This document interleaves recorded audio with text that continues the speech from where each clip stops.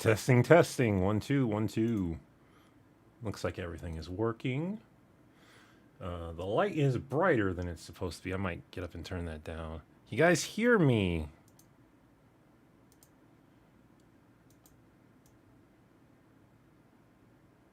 Just checking to make sure everybody can hear me.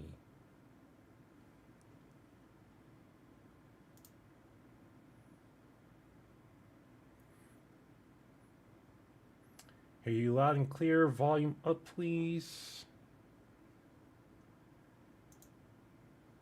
Okay. Oh, jeez. I knew it was coming and I still got scared. Thank you, Source Something 700. Buy yourself a Snickers bar. You know what? I will, because... There's another one. I will, because my cheat day is coming up. So on my cheat day, I will buy myself a Snickers bar just for you. Thank you very much for that.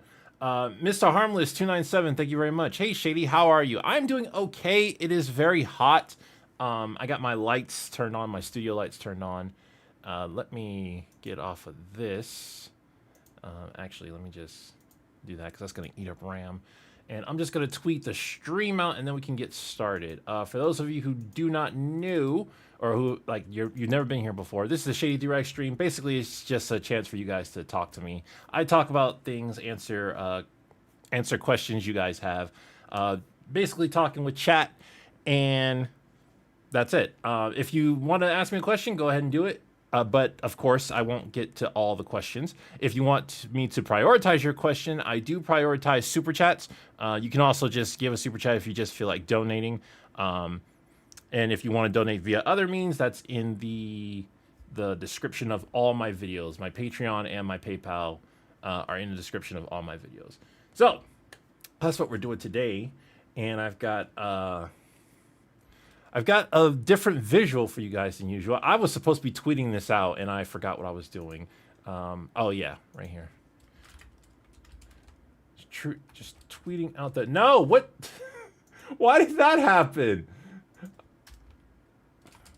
I'm just going to say going live. No funny joke, just going to say going live. Going live. Come join me and other intellectuals. There we go. And tweeted. Okay, I hope that's the right. Yeah, it is because the picture came up. Destroy Young 0128. Thank you very much for the $20. Appreciate it. Send a little emoji there, animated emoji. Greatly appreciate it. Source Something 709. Thank you very much. Now make a review on the superior version of Batman, the 2004 version.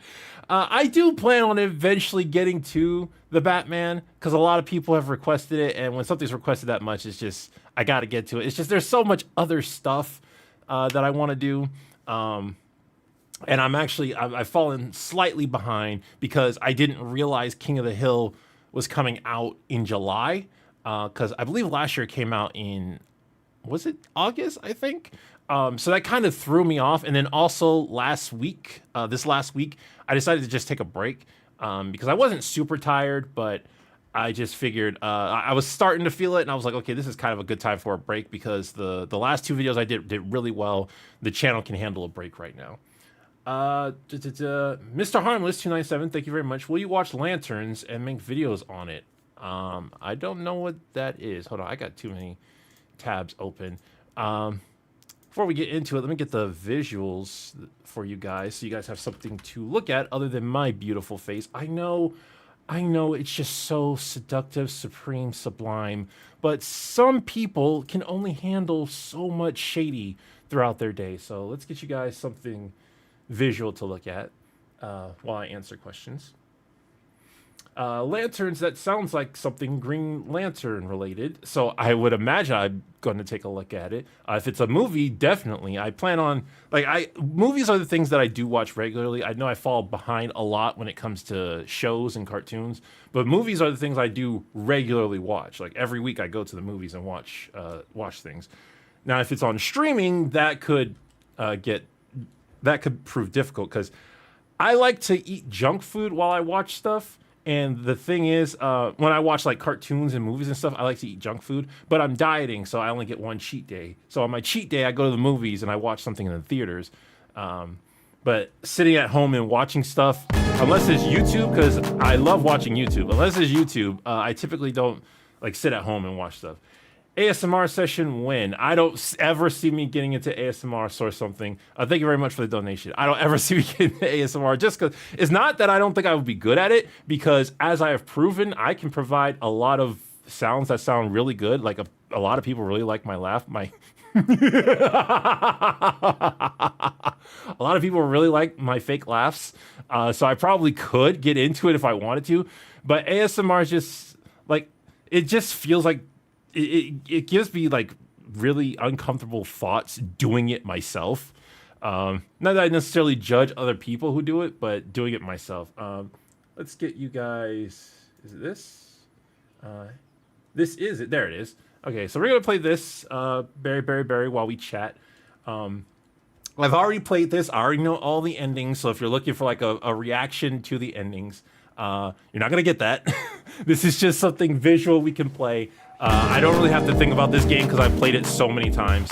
I'm very addicted to this game. Ted Comment 2, thank you very much. Diet, are you trying to be a Slim Shady? Yes. I see what you did there, and I appreciate the joke. Yes and no. My original goal was to be like as skinny as possible, but I learned that it's much more productive to build muscle as you diet. So I'm probably not going to be super slim because I do some minor muscle building, not a whole ton. My main focus on my muscles is my abs, but I do some minor things. I used to do more of my legs, but my knees started hurting a lot, so I decided against that. Streaming with shades, don't recommend it. It's hard to see things sometimes. Sean Kirkjian, I hope I'm saying that right. Thank you very much. First off, you look like you lost some weight. Second, you ever think of doing... I'm going to take my shades off. I know I'm missing my googly eyes. Second, you ever think of doing a season show like LS Mark or Jordan Fringe? If so, what would you want to do it on? Like reviewing an entire season? I've done that in the past, and I've kind of drifted away from that, partially because the single episodes are both easier to do and more successful. I could see myself doing that as like a challenge to myself to get back into it, like I challenged myself to get back into movies. So I could see myself going back to doing that. I would like to talk about season 2 of Green Eggs and Ham, because that's something that has been requested, and it's not only something that's been requested, it's also something that I do have thoughts on, but I would say it's going to be a challenge this time around to do it again. Let me start up Berry so you guys have something to look at. You're not just looking at this screen. We're going to skip ending cutscenes because we're not here for the story, we're just here for the visuals. Should I skip? Should I turn off the days? Here, let me do a poll. Should I turn off the days? Because that way we won't have to worry about... Yeah. Should I turn off the day timer in this game? Actually, I don't even know if you guys know what this game is, but we'll see. Start the poll. Okay, and I had some more donations.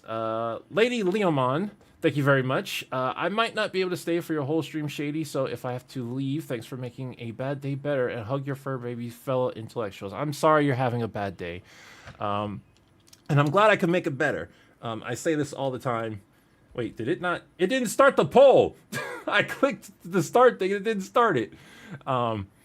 I say this all the time, like my goal on this channel is mainly just to make people laugh, but people tell me that I do help them out in very different ways, and I can appreciate that. I can appreciate that I do that for some people.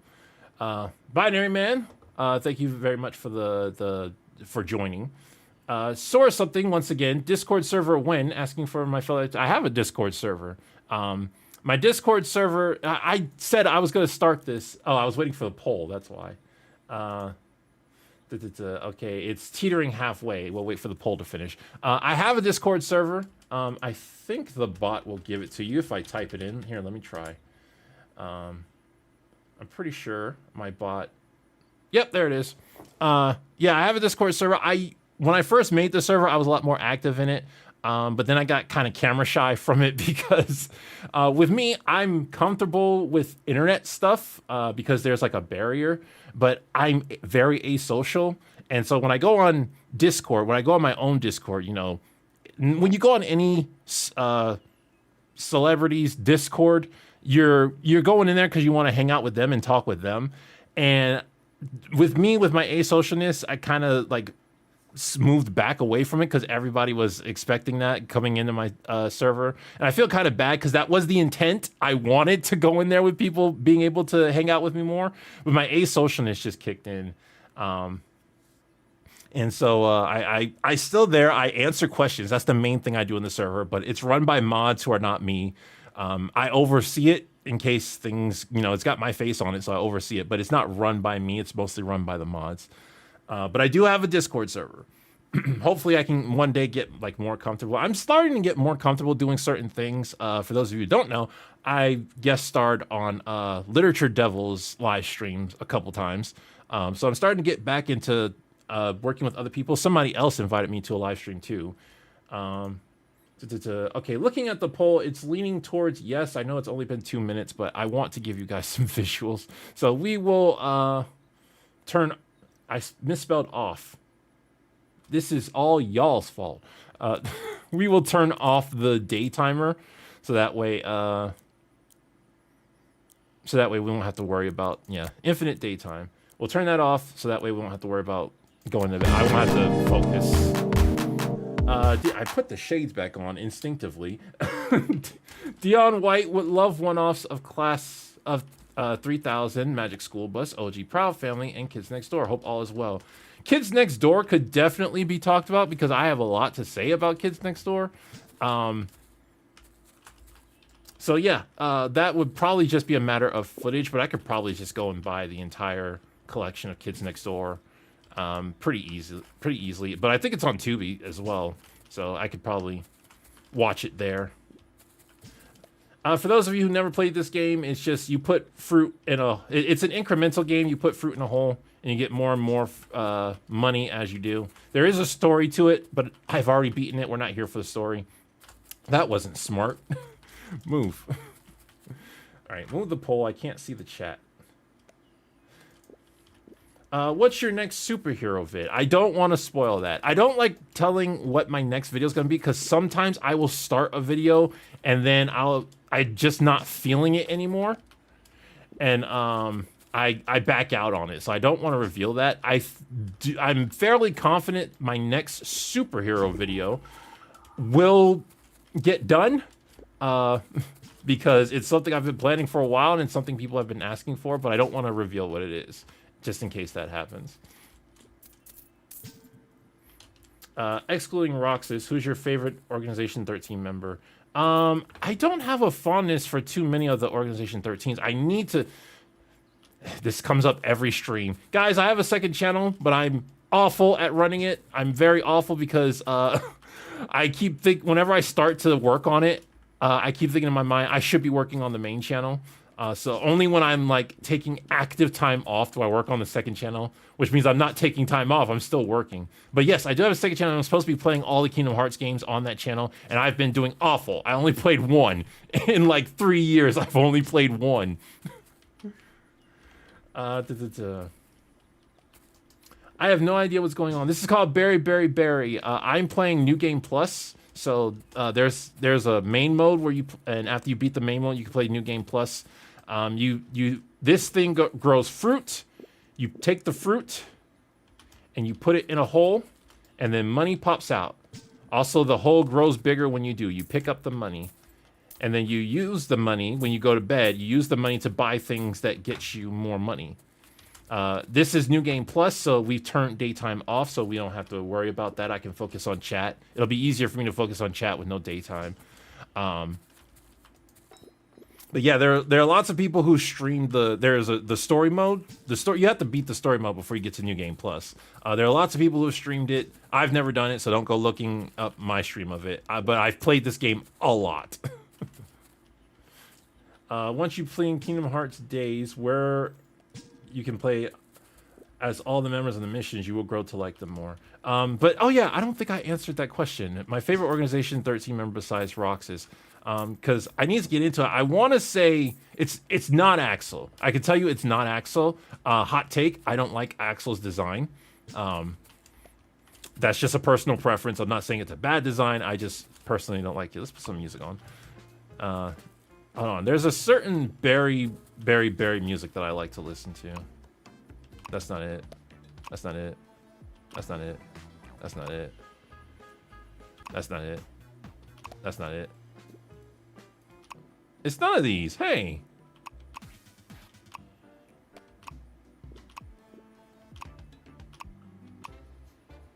Ah, we'll leave it on that. That's not... I can't find it for some reason. Your voice sounds so different between live and videos. Okay, just making sure my mic was turned up. Something's been happening with my microphone where it just turns itself down, and I don't know why it does that. It just turns itself all the way down. I hope it doesn't happen during my next recording session. I'm not sure why my voice would sound different. I guess during a lot of my recordings, my voice does get strained, so maybe you're hearing the strain part, but I try to mask that a lot. Unholy Nightmare Fish, thank you very much for the $5. Hey, a Shady stream, glad I could catch it. Me too. I'm glad I could catch it as well. You know, Shady likes to stream when I'm not paying attention. Shady, have you seen Gen 13 movie? If so, what are your thoughts on it? I know it has never been released in North America, but it can be watched. I have never seen Gen 13 movie, no. That rings a bell, but I don't think I've ever interacted with that. No, Shades, who are you? Okay, I'll put the shades back on. It's hard to read some of the super chats with the shades is the thing. And I remember when I played, what's that game called? What's that game? Poppy Playtime Chapter 2. I did really poorly on one of the games, and I was dogging the game. I was like, oh, this game should be nerfed and blah, blah, blah. And it was because I was wearing shades. I couldn't see anything. When I took the shades off, I was like, oh, it's actually not that bad. If you could have a superpower, what would it be, and would you kill villains? Would I kill villains? No. I would do my best not to kill villains if it happened. And they were like, if they were Joker level and it happened, I probably would try my best not to feel guilty about it. But, like, I don't think I would be as strict as, say, Superman, but I would have like a typical no kill, because with great power comes great responsibility. So I need to use, I would do more of a cop type mentality where it's like lethal force only if absolutely necessary. But I'm prioritizing the lives of people I'm saving. What superpowers would I have? I've always been fond of Spider-Man's powers. I love Spider-Man's powers. And I've also always been fond of Hydro Man's powers. So, either one of those. Maybe the game should have accessibility for people who wear shades. No. No, I don't deserve special treatment. So kind of like in Arkham City. I've only played the first Arkham game. I think I have more than one Arkham game. I don't play games that much. Which Spider-Man is your favorite? The Amazing Spider-Man from the comics. That's my favorite Spider-Man. Have you seen Obsession? No, it doesn't seem like my kind of movie. I know everybody loves it, and I know as a reviewer critic, I should be watching movies that I might not like, but it really did not seem like my kind of movie, so I've been avoiding it. Thoughts on Brand New Day? I haven't seen it yet. I will see it, but if for movies, I typically watch them when they're just about to exit the theater. Because I try to go to theaters when nobody's there. Because I'm always scared I'm gonna inconvenience someone, because I have a habit of talking whenever media is playing, which is why my YouTube channel is the way it is. And there's also where people just inconvenience me. I love going to theaters, but the part of the theater experience I don't like is other people. Like, that is part of the theater experience. I just don't, it's just one I don't like. What would you want to see in a Green Lantern movie or show? I would want to see... I would want to see it start with Hal Jordan. There was that Green Lantern show that came out in the 2000s. That was pretty much a good show. I want to see it start out with Hal Jordan and then branch off with the other Lanterns, whether it's a show or a movie. Or Alan Scott. Alan Scott would be a good one. But, well, I would eventually want the Corps, though, and Alan Scott isn't closely related to the Corps. So I would rather Hal Jordan. But I know other people... Like, Hal Jordan is not most people's favorite Green Lantern. Thoughts on 90s Felicia Hardy? I have no thoughts on 90s Felicia Hardy. John Redcorn wanting to be a dad. Shady hate Cotton having a son and he treats like garbage. Shady thinks he's the greatest guy in the universe. I don't think Cotton's the greatest guy in the universe. I think Cotton's funny. That's the thing. A lot of the characters in King of the Hill have annoying traits, but they're played off as funny. John Redcorn's traits are supposed to be played off as funny, just like everybody else in King of the Hill. I just don't find them funny. No, objectively, I think they are funny. They don't make me laugh more so than they make me angry.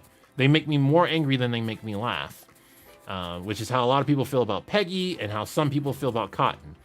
I don't feel that way about Peggy most of the time. Peggy does have moments where her annoyingness gets under my skin. But most of the time, I don't feel that way. Most of the time, she amuses me. And I don't feel that way about Cotton. His scummy behavior amuses me. I don't like how they made Cotton die. I mean, how they make Cotton die is subpar, but it was mostly like his attitude going out that annoys me. Did you regain your John Redcorn hate post new season? Because I did. I didn't really regain my hate because you got to remember with my John Redcorn video, his affair with Nancy. Potential spoilers for season 15 if you haven't seen season 15. His affair with Nancy wasn't the only reason I didn't like him. Like, yeah, that was annoying, but I also didn't like how he would spread his annoyance under false pretenses, and I hated how hypocritical he was. In the new season, other than the Nancy thing, he doesn't really do that much bad stuff. You know, I'm not going to act like him sleeping with Nancy isn't that big of a deal, but in the context of a comedic show, it's not that big of a deal compared to everyone else. I get more annoyed at Min in the new show. Min, I genuinely feel like someone is using Min as their self-insert because Min is just so annoying. And in my opinion, she's not the same character as when we left her. Ted comment, thank you very much. My most hated character is Luann, too dumb plus voice. I don't hate Luann. I like Luann. There's a large part of me that likes the old version of Luann more than the dumb version, but I still find the dumb version fun. I really don't like Con or Ted's new voice. Ted's voice I've learned to ignore, even though it's drastically different, because Ted wasn't a big character in the first King of the Hill. And I also hated the original Ted's voice. It sounded like he needed to clear his throat the entire time. That's why I made that joke, that Rick and Morty joke when he first appeared. All right, 125. Let's see what we can buy. So normally when you play on story mode, you don't get unlimited daytime. You have a timer, and then you can buy more stuff. You're forced to go to sleep. So let's go ahead and do this. Let's buy the vacuum. That'll make things go faster. I don't want the sledgehammer just now. Buy an orb generator because we're gonna need that. Generates stars. Buy a berry buddy. That gets us more berries. Unlock the star wand. Sure. Movable hole. Okay. If you were to rewrite Cotton's death episode, how would you do it? Have him make a huge sacrifice for, if not everyone he's made fun of in the past, at least someone. Probably Hank, but Tilly or Peggy would work as well. That's how I would do it. Have him make a big sacrifice for one of them. Because Cotton had character development, and the show just decided to ignore it. they were like, no, he's funnier when he's an awful person. So we're just going to regress him. What is the name of the game? The name of this game is Berry Berry Berry. Should I put that on screen somewhere? That is too much work. I'm too lazy. It's an incremental game. It's kind of like Cookie Clicker, except unlike other incremental games, it has an ending. It has official endings. But I'm playing on a mode where I'm playing on New Game Plus, where that kind of stuff really doesn't matter. It's just about having fun. It's mainly just to give us something to look at while I talk. I need the auto coin collector, but I think that costs like 500.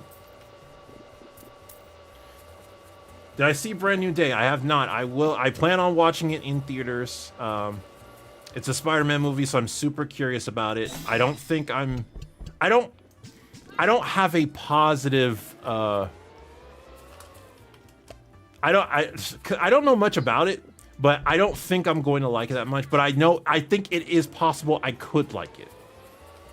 Because it's been a while since a superhero film has gained my adoration.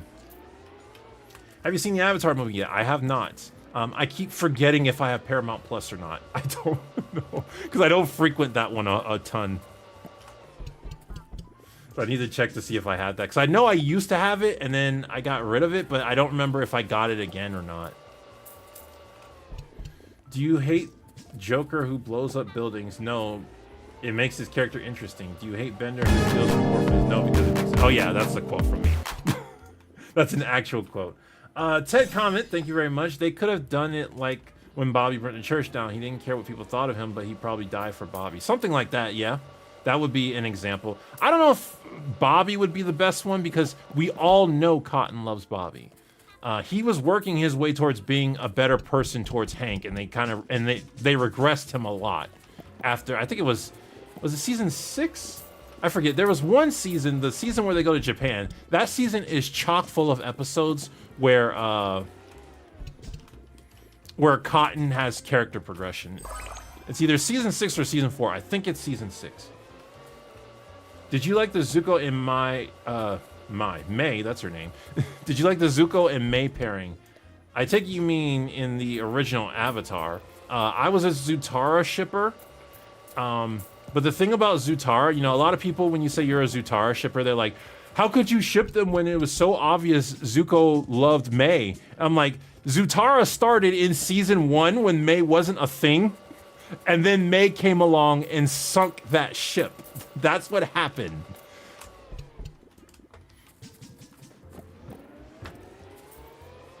My thoughts on Khan in Divorce. I feel like Khan was the one who always held the negative perspective in the original show. The writers felt justified to punish him just because.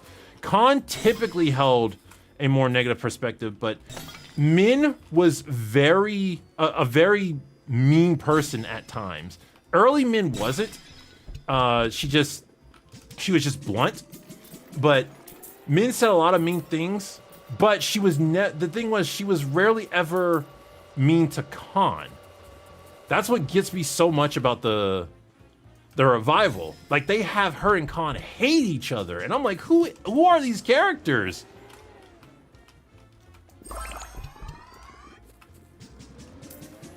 Hey Shady, I love watching you. Been watching since your first King of the Hill upload. I love you, man. Thank you very much. I appreciate praise. I'm one of those people who doesn't know how to really take praise. Though, I was watching Pie Mite, thank you very much for the 25. Need Amphibia video in the future. What if season 3 all in right after Frogvasion? Event in LA Cali has USA reverse engineer tech to liberate Amphibia. I am not sure. I haven't seen that show. I said before I plan on watching shows once I'm done with this diet, because then I'll be able to pick a day and just eat junk food on that day. I mean, I suppose I could do that now on my cheat days. I typically, what I do that day is I watch movies and then I come home and relax that day. Like, I don't do any work on that day. Other than watch movies, because that is technically part of my work. But what was I saying? Oh yeah, I was watching Little Karibo stream, and he was saying he didn't know how to take compliments, and then on the spot, I was like, oh, you could say I cannot confirm, but I will not deny. And I'm like, oh, that's actually, I should use that. I should use that for myself. I will not confirm, but I cannot confirm, but I will not deny. So I think I'll just say that every time I get a compliment from now on. But now that I've announced it, it's cheesy. Con and Min were ride and die for each other in the original series, so I really don't like the divorce. That side, I do like Con's dynamic with Bill. I thought it was funny. So Con's whole situation with Bill, again, spoilers for season 15. Con's situation with Bill is a guilty pleasure. Because I don't think it's something he would do. But at the same time, I think it's something that's good for him as a person. Crite17, love all the videos, Shady. Thank you for all the hard work and dedication. Also, happy birthday. You probably had one since your last stream. I have not. My birthday is in September. My birthday is on September 20th. For those of you who are interested in that information. I think there was one website that said my birthday is on September 18th. Which, no, that was my parents' anniversary. So, there's a fun story about how I was born, because my parents' anniversary is so close to my birthday. My parents were celebrating their anniversary late. And my mom went into labor with me. She had cooked my dad a special meal, and she didn't want him to not eat it, so she didn't tell him she went into labor. And then he found out. He was like, let's go to the hospital. She's like, but I want you to eat your food. And I always make the joke, like, because it was a chicken meal, I always make the joke, like, I smelled the chicken and I wanted some. So I decided to come out. How would you rate the live-action Spider-Man movies? Objectively? Let me do subjectively, because I know subjectively off the top of my head. The original Spider-Man, the Raimi one, is my favorite, but it's also kind of tied with The Amazing Spider-Man 2, and that might surprise people, because a lot of people don't like The Amazing Spider-Man 2. I love The Amazing Spider-Man 2, because I think it captures Peter very well. I detested The Amazing Spider-Man 1, because I felt like it ruined Peter's character, but Spider-Man 2 came and made things a lot better. So I would say Raimi Spider-Man 1 possibly tied with The Amazing Spider-Man 2. Then I like Raimi Spider-Man 2 and Raimi Spider-Man 3. I'm not counting Civil War. I guess after that I would count all the Hollywood movies. They're pretty much interchangeable except for the third one, because the third one ticks me off a lot. The third one really ticks me off a lot. No Way Home. And then The Amazing Spider-Man 1, I haven't seen it in a while, but I did not like it when it first came out. So if your mom didn't panic with going into labor, I'm guessing you have at least one older sibling. I do, yes. That is an astute observation.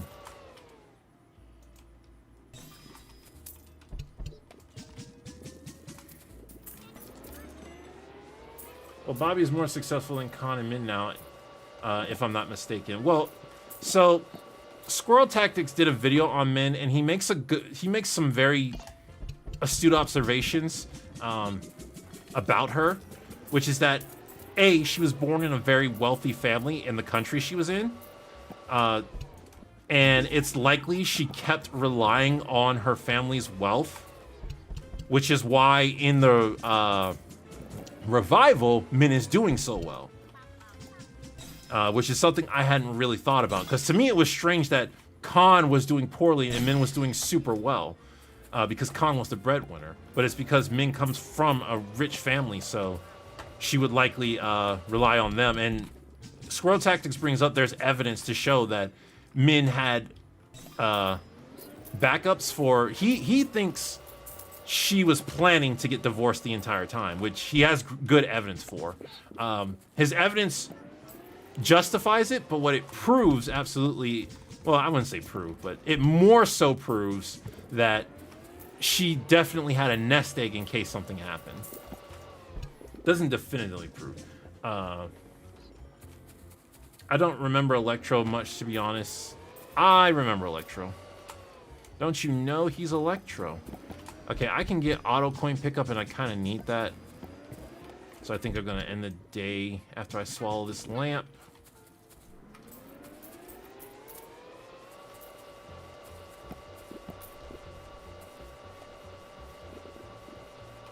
The problem with No Way Home is that it has a lot of story issues, but no one ever notices because of the fan service in said film. Yep, I agree with that.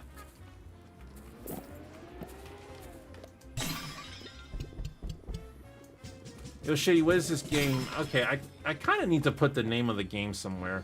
Maybe I should change the title of the stream. Here, let me go look at the stream and see if I can change the title. I don't think I've ever changed the title mid-stream. Okay, let's see. Playing Barry.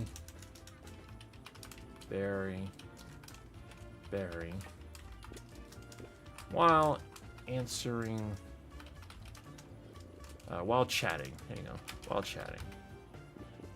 All right. Yeah, this is Barry. Wait, what am I doing? I gotta save it. I got confused at what I was doing. Playing Barry while chat. Hold on, let me put that in quotes so they know what the game is.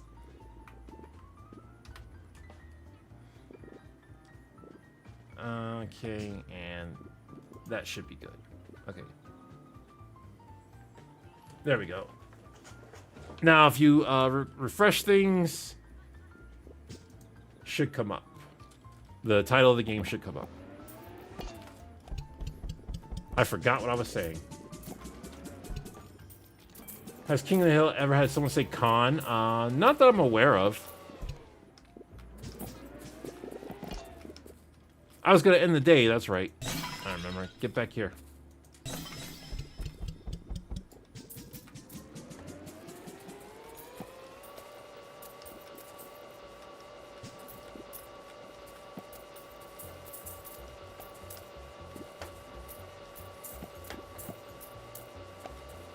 Yeah, for those who don't know, this game is Barry. It's an incremental game like Cookie Clicker, but I'm playing New Game Plus, so I'm which is essentially easy mode. Just to give you guys some visuals while I talk.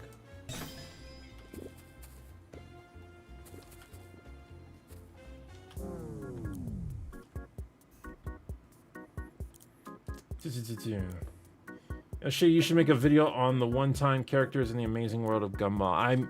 I'm planning to watch a bunch of shows I missed in the 2010s. Gumball is one of them. I went to go watch Steven Universe, and then Rick and Morty caught my attention. I went and watched that instead, because I'm not caught up on Rick and Morty. Okay, so I got auto pickup. That'll make things easier and faster. I don't need day length, because that's the whole point of this mode. Whole movement. Oh, Berry Blitz, yeah. Let's do Berry Blitz. Another Berry Buddy, another Berry Buddy. What is this? Sledgehammer. Yep, that's fine. By the way, I'm playing New Game Plus in this game, so, like, spoilers-ish. Because I'll be getting the endings, like, that's the point of this game. Well, I mean, I don't have to get the endings. I could just ignore the endings. Alright, Sledgehammer. Get me out of here.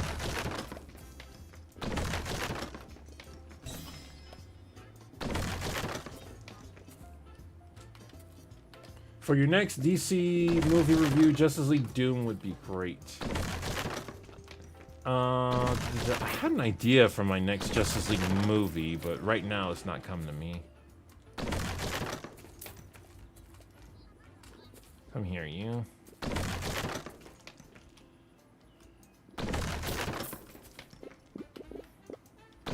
Could just enjoy the grind. Yes, I could.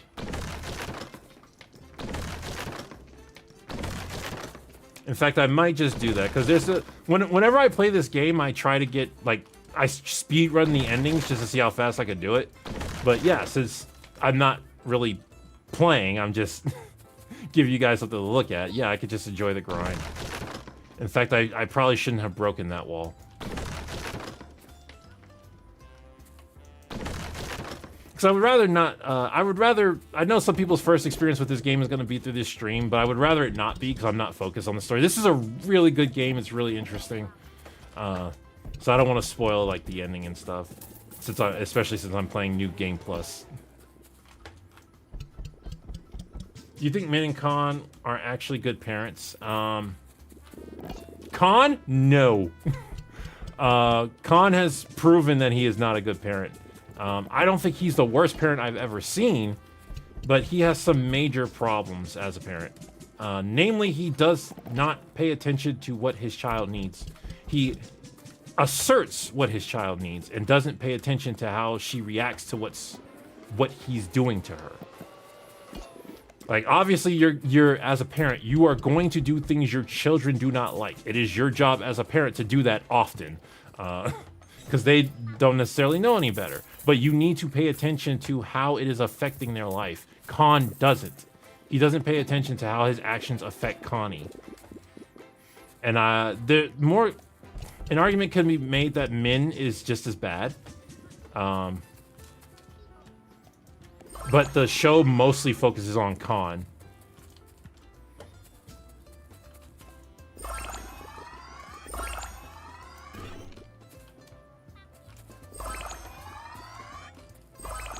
Shady, do you ever do any Hey Arnold episodes?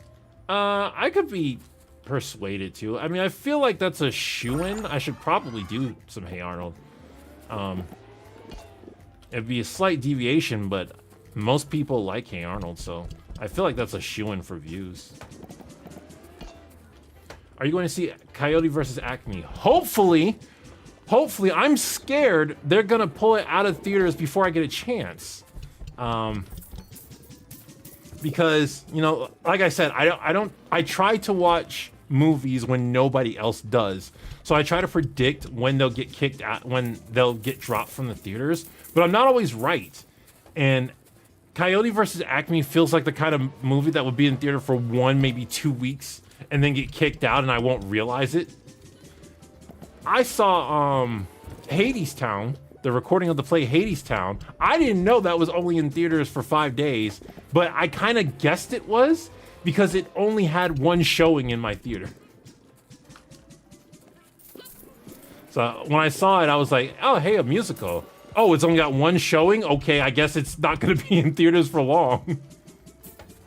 Good recommendation for Superman Red Sun for a movie review. Very interesting story to discuss. Superman Red Sun, the comic, is one of my favorite comics of all time.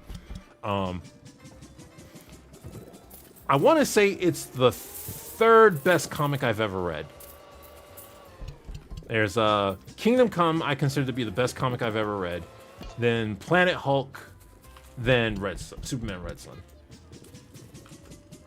But I know the movie isn't the exact same as the comic.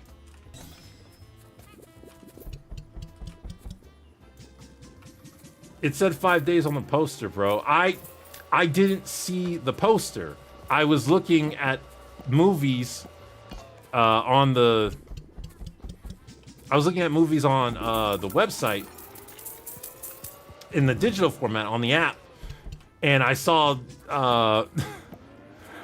this movie and it was like musical. And I was like, the movie I wanted to see was like still getting lots of people going to it, so I was like, okay, I'll wait another week for people to get bored of that movie.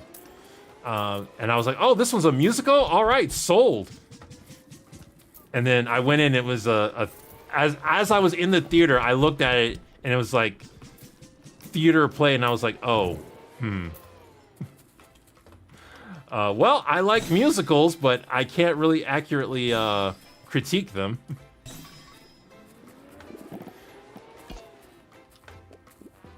Did you enjoy Fat Thor's rambles in the Aether? And honestly, I genuinely, I don't want to clown on it too much, but I don't remember a lot about Endgame.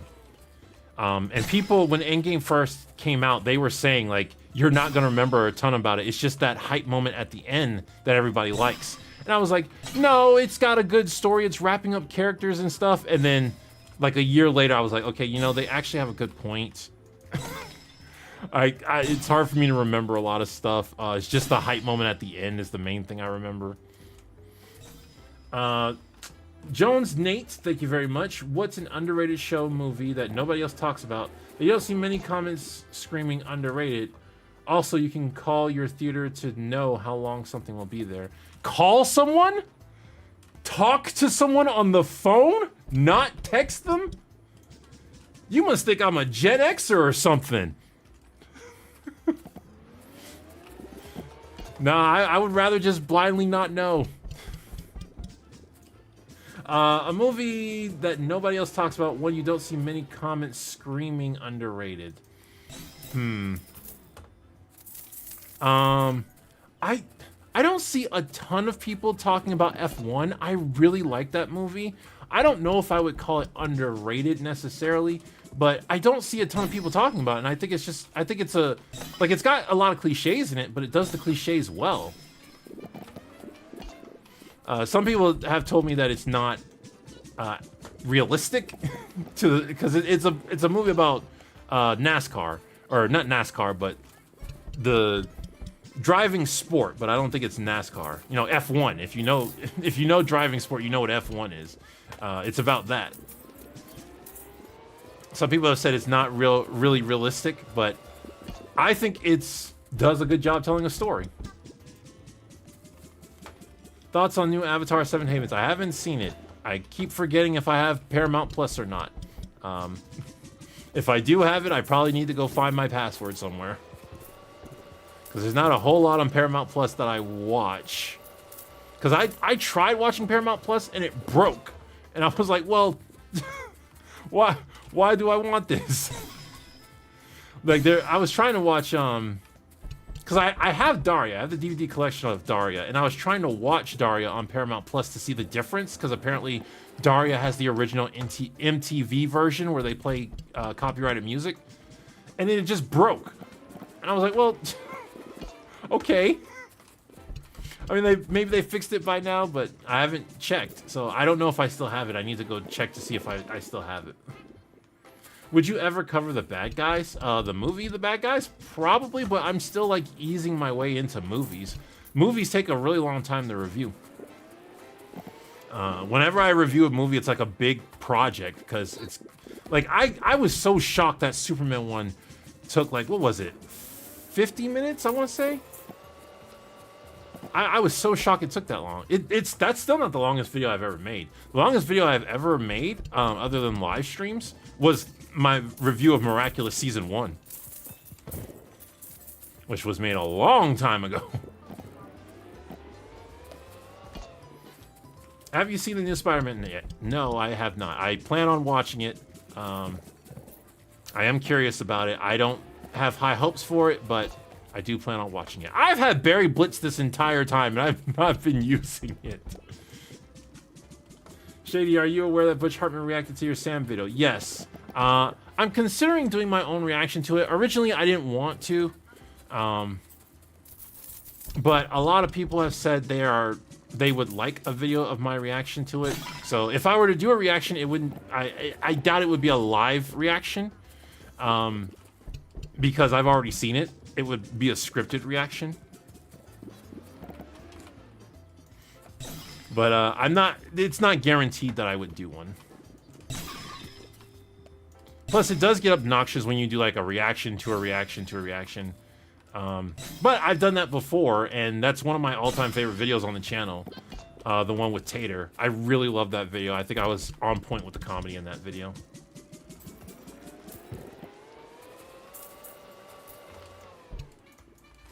Yeah, the one with the one where I reacted with Tater, that's one of my like top 10 videos. Might be on my top 5. Have you seen my adventures with Superman? No, I plan on that's on my list of things to get into. So many people have requested I check that out. I'm just like, I've got a full list of superhero shows I barely even touched, and people want me to review new stuff. You know, there's so many things where the algorithm's like, hey, we want to give you views, but you gotta review it. Like Invincible. So many people have asked for Invincible. Grifftech Productions. My church took parts of F1 and put message to it. It got me to watch the whole movie. So glad you got into film more. It felt like one of those Disney fever dreams. All right, thank you very much, Grifftech Productions. AJ the Groundhog, thank you very much. I saw the F1 movie. It was amazing. I love the opening race in Daytona where the Porsche was battling the BMW, the fireworks going off. Amazing. See, I don't know anything about cars. I just know the storytelling does a lot of classic things that are really well done. It does have a few tropes and stereotypes, but they're done well, so.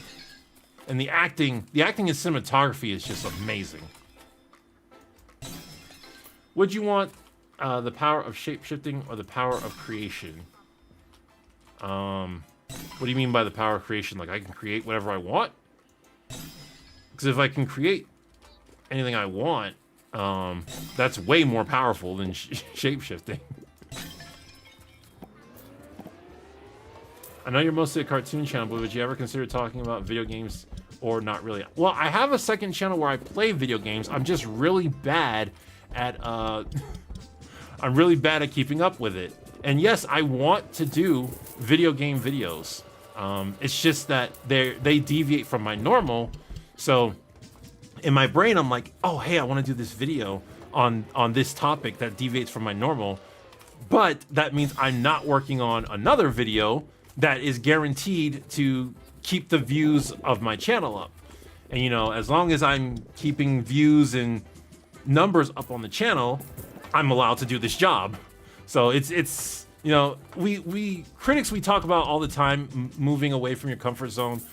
The reality of it is you should move from your comfort zone, but it's a risk whenever you do that, which is why a lot of creators don't want to do that. You know, it's like you have something you know that's gonna work, so if it ain't broke, don't fix it. But at the same time, that can easily lead to stagnation. People can get bored because you never try anything new. So yes, I do absolutely want to do video games. I still have a passion for video games, even if I don't play them, because I grew up with video games. I want to get into video game development as well. I have so much interest in video games. I'm just scared. And you know how I am with the fear of failure. That's something I still heavily relate to. All right, let me get this money and reset the day, because I need a do not fall in the hole.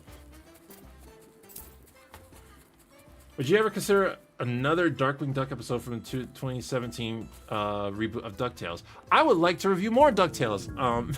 I love reviewing DuckTales. My DuckTales videos are always so much fun to make. I just feel like I need to spread them out because they're not the biggest audience drawer. The last DuckTales did much better than the ones previous. So it's possible I'm starting to draw in that specific crowd. And there are other cartoons that I normally wouldn't have reviewed that I'm starting to think would be good for the channel, just to deviate a little bit. Like for example, more Kim Possible videos. I haven't been reviewing Kim Possible because it's a comedy show, and I struggle with reviewing comedy shows because it's just like, oh, this joke is funny. You know, I need something more about the themes and the plot to say, which is why the one episode I chose was something that had themes I really wanted to talk about. But when I was in Literature Devil's stream, we were talking about Kim Possible, and I went on this huge tangent about Kim Possible, and that made me realize that I loved that show more than I understood. I have a really big understanding. Speaking of audience draw, when on earth is the Avatar video coming out? Okay, Avatar. We need to have a discussion on Avatar, but I can't do it with this music playing. Let me get... Oh, I still can't afford whole pickup. Let me do the fountain. Fountain. Vacuum capacity. I was hoping to get auto coin pickup, but that's fine. Whole movement, another berry buddy, and that's good. Okay, so Avatar. Here are my thoughts on Avatar. There is a large part. Why am I pausing? There is a large part of me that wants to do the art series. It wants to finish the art series very badly. But those videos did not do well. And there's a part of me that's like, I feel like it would be bad for the channel if I did that. Because those videos, they did really, really poorly. And I know some people are looking forward to them, but they did really, really poorly. I could finish the art videos, or I could just do regular reviews instead of the art videos. Just talk about episodes I want to talk about, and I have a lot to say. That would probably be better for the channel, but it would feel like I'm quitting the thing I tried to do. So I'm kind of paralyzed with fear of doing either. It's like, do the thing that's good for the channel and admit defeat, or do the thing I think will be good for the channel and admit defeat, or do the thing that could be bad for the channel, but I see something through. That's the struggle I'm going with Avatar. I feel like if I sit down and decide to do it in a month that doesn't matter, like January, because January, the revenue in January sucks. So I could be like, oh, it doesn't matter if these videos do well, they're gonna suck. I would have a much easier time getting through the art series. There's a part of me that really wants to finish the art series, because I really want to reveal the 3 episodes that I hate. And I really want to reveal certain things, like, as the show progresses. I don't want to jump into an episode and then reveal something. I actually do want to do it as a progression. It's just the business side of my brain is saying, move the hole. The business side of my brain is telling me not to. It's like in that episode of Daria with Trent and Daria I was talking about. I was like, this happens in my brain all the time, which it does. The artistic side of my brain says, I want to do this. And the business side of my brain saying, that's not a good idea. Sometimes the business side wins, sometimes the artistic side wins. The business side of my brain is saying, review an episode like you normally do. Find an episode you really want to talk about, go into huge amounts of detail, and it'll probably be like a 20 to 30 minute video. But the artistic side of my brain is saying, I want to stick to the art format, where I'm just quickly going through and talking about stuff I want to talk about. Didn't you say you were going to relegate the art videos to the second channel precisely because of the views? I probably did say that. I probably did say that once upon a time and forgot. That sounds like something I would have done. And it is something I still could do if I wanted to. Like, if I'm so worried about the views, that's actually a good compromise to move it to the art channel. The second channel. Because that's the whole point of the second channel. To do videos I know aren't going to be popular, but videos I want to do. That's a thought. That is a thought. I might do that. That possibility is growing on me. That was also what I was planning on doing with the Miraculous videos. I was gonna move them to the second channel because they were also doing poorly, and I wanted to keep talking about Miraculous. But what eventually happened with Miraculous was I found out stuff that's gonna happen in Miraculous, and I'm like, if I have to watch that, I'm going to get ticked off, and I don't want to watch that. So Miraculous just became this series that I don't want to experience because I know what's gonna happen. So that sucks for the Miraculous fans who wanted to see me get to that point. But I was just like, the things I heard about what's gonna happen to Miraculous just ticked me off so much. Your videos have improved in quality quite a bit. I'm sure reviving Atla videos now or later down the line would be great. Maybe I could do a trial run. Do like a couple art videos. Because that's what I was doing with live streams. Live streams were hurting the channel as well. And that's why I stopped doing them for a while. And I was like, all right, enough time has passed where that might not be the case anymore. So let's try again. And the last live stream didn't kill the channel, basically. Like, the live streams were killing the channel. I was losing subscribers every live stream, and I didn't know why. That's why I stopped doing them. So yeah, maybe I could just do like a couple and just see what happens, and then if they do poorly, then I can move them to the second channel. That seems like a good compromise. The art videos also, because they're so the way I do them is so old compared to what I do now. They also feel like lazy content, so I feel like I could go into more detail about stuff, but they're supposed to. I'm supposed to not go into detail about them. That's supposed to be how that series is done. But I just quickly talk about the episodes and my feelings of them. Not gonna lie, when will they tell each other Miraculous dragged on for so long I just got bored and gave up? Also, Marinette just got on my nerves sometimes. Marinette herself did not necessarily get on my nerves. Well, she did. But I'm not gonna say that's not like what drew me away from it. What drew me away from it was how the show treated Marinette. It was so obviously biased towards her character, and it was moving away from treating Chloe very fairly, because they had a good arc for Chloe, and then they started moving away from it. And people were telling me, spoilers for Miraculous. Well, it's not too big spoilers down the line. It's just stuff I haven't seen. Which I've seen most of up to season 3. But they start treating Chloe very unceremoniously. Apparently the creator had a specific plan for Chloe and they weren't going down that route, so he shifted things. And they even just straight up replace the good aspects of Chloe with a different character, and I was like, I don't want to see that. Chloe's my favorite character, and I liked how the direction they were taking her. I feel like they treat her like the Mary Sue of everything. Marinette, they did. Marinette very much had the atmosphere of a Mary Sue. Because she was flawed, but the show was so forgiving of her flaws. It's not like she didn't learn lessons. She did learn lessons. But the show still like the characters in the show still really just loved Marinette. And I would get so annoyed because, especially Cat Noir, he would just be in such awe over Ladybug when at times she didn't deserve it. Oh, that's all I can do. I've only got 16 stars. Yeah, Zoe, that's what I've heard. Zoe is just Chloe 2.0. That's what I heard. She's the goodness about Chloe. They just put it into a different character because they didn't want Chloe to have that goodness. They even named her Zoe. Like, come on. I mean, I know she's supposed to be related to Chloe, but...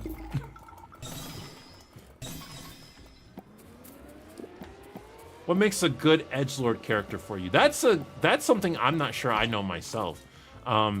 Because, as I said in one of my reviews, sometimes I like edginess and sometimes I don't. And I'm not 100% sure what defines it. I'm genuinely not sure what determines that. Don't fall in the hole. Move the hole out of there, please, so I can get those coins, and then I'll reset the day again. I still have not been doing Berry Blitz. Here, let's do it now. Berry Blitz, go. For those of you who never played this game, Berry Blitz makes the berries grow really fast.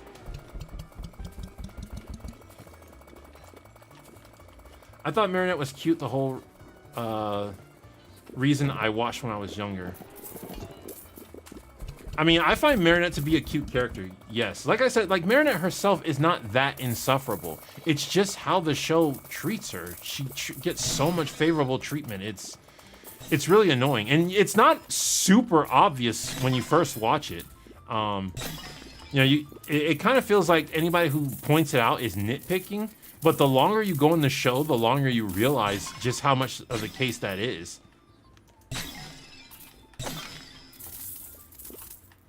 Was the hope for Luann and Lucky next season, recast them, something happening to Gracie, move on? I didn't have much hope for Lucky and Luann. Like, I feel like that's a complicated situation.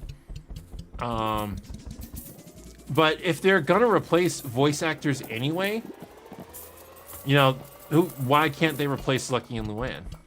They replace Ted, they replace Khan.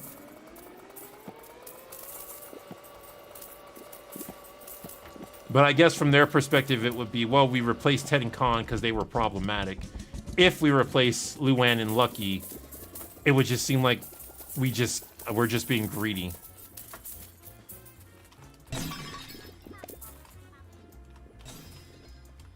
I think Shadow the Hedgehog is my favorite edgelord in anything because he's so over the top despite being 3-foot animal person. I mean, you could argue Batman's an edgelord. Batman is the edgelord, isn't he?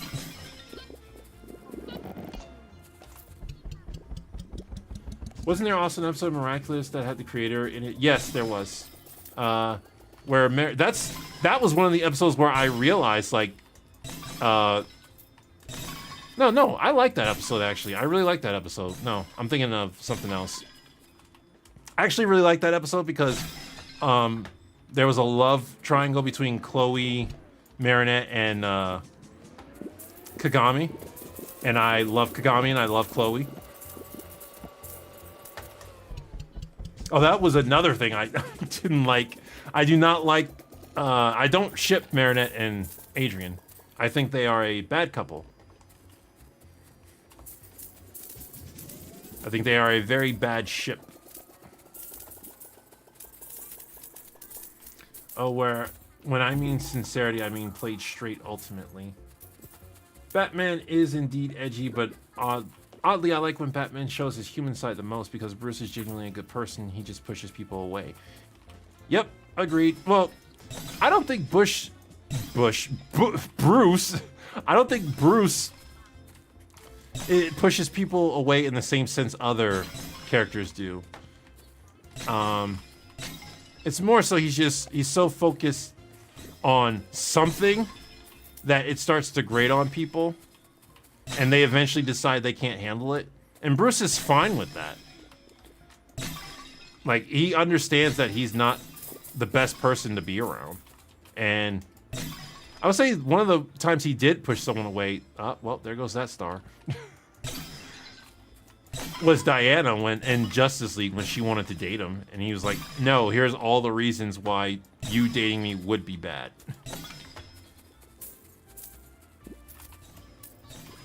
All right, let's reset the day so I can get some more.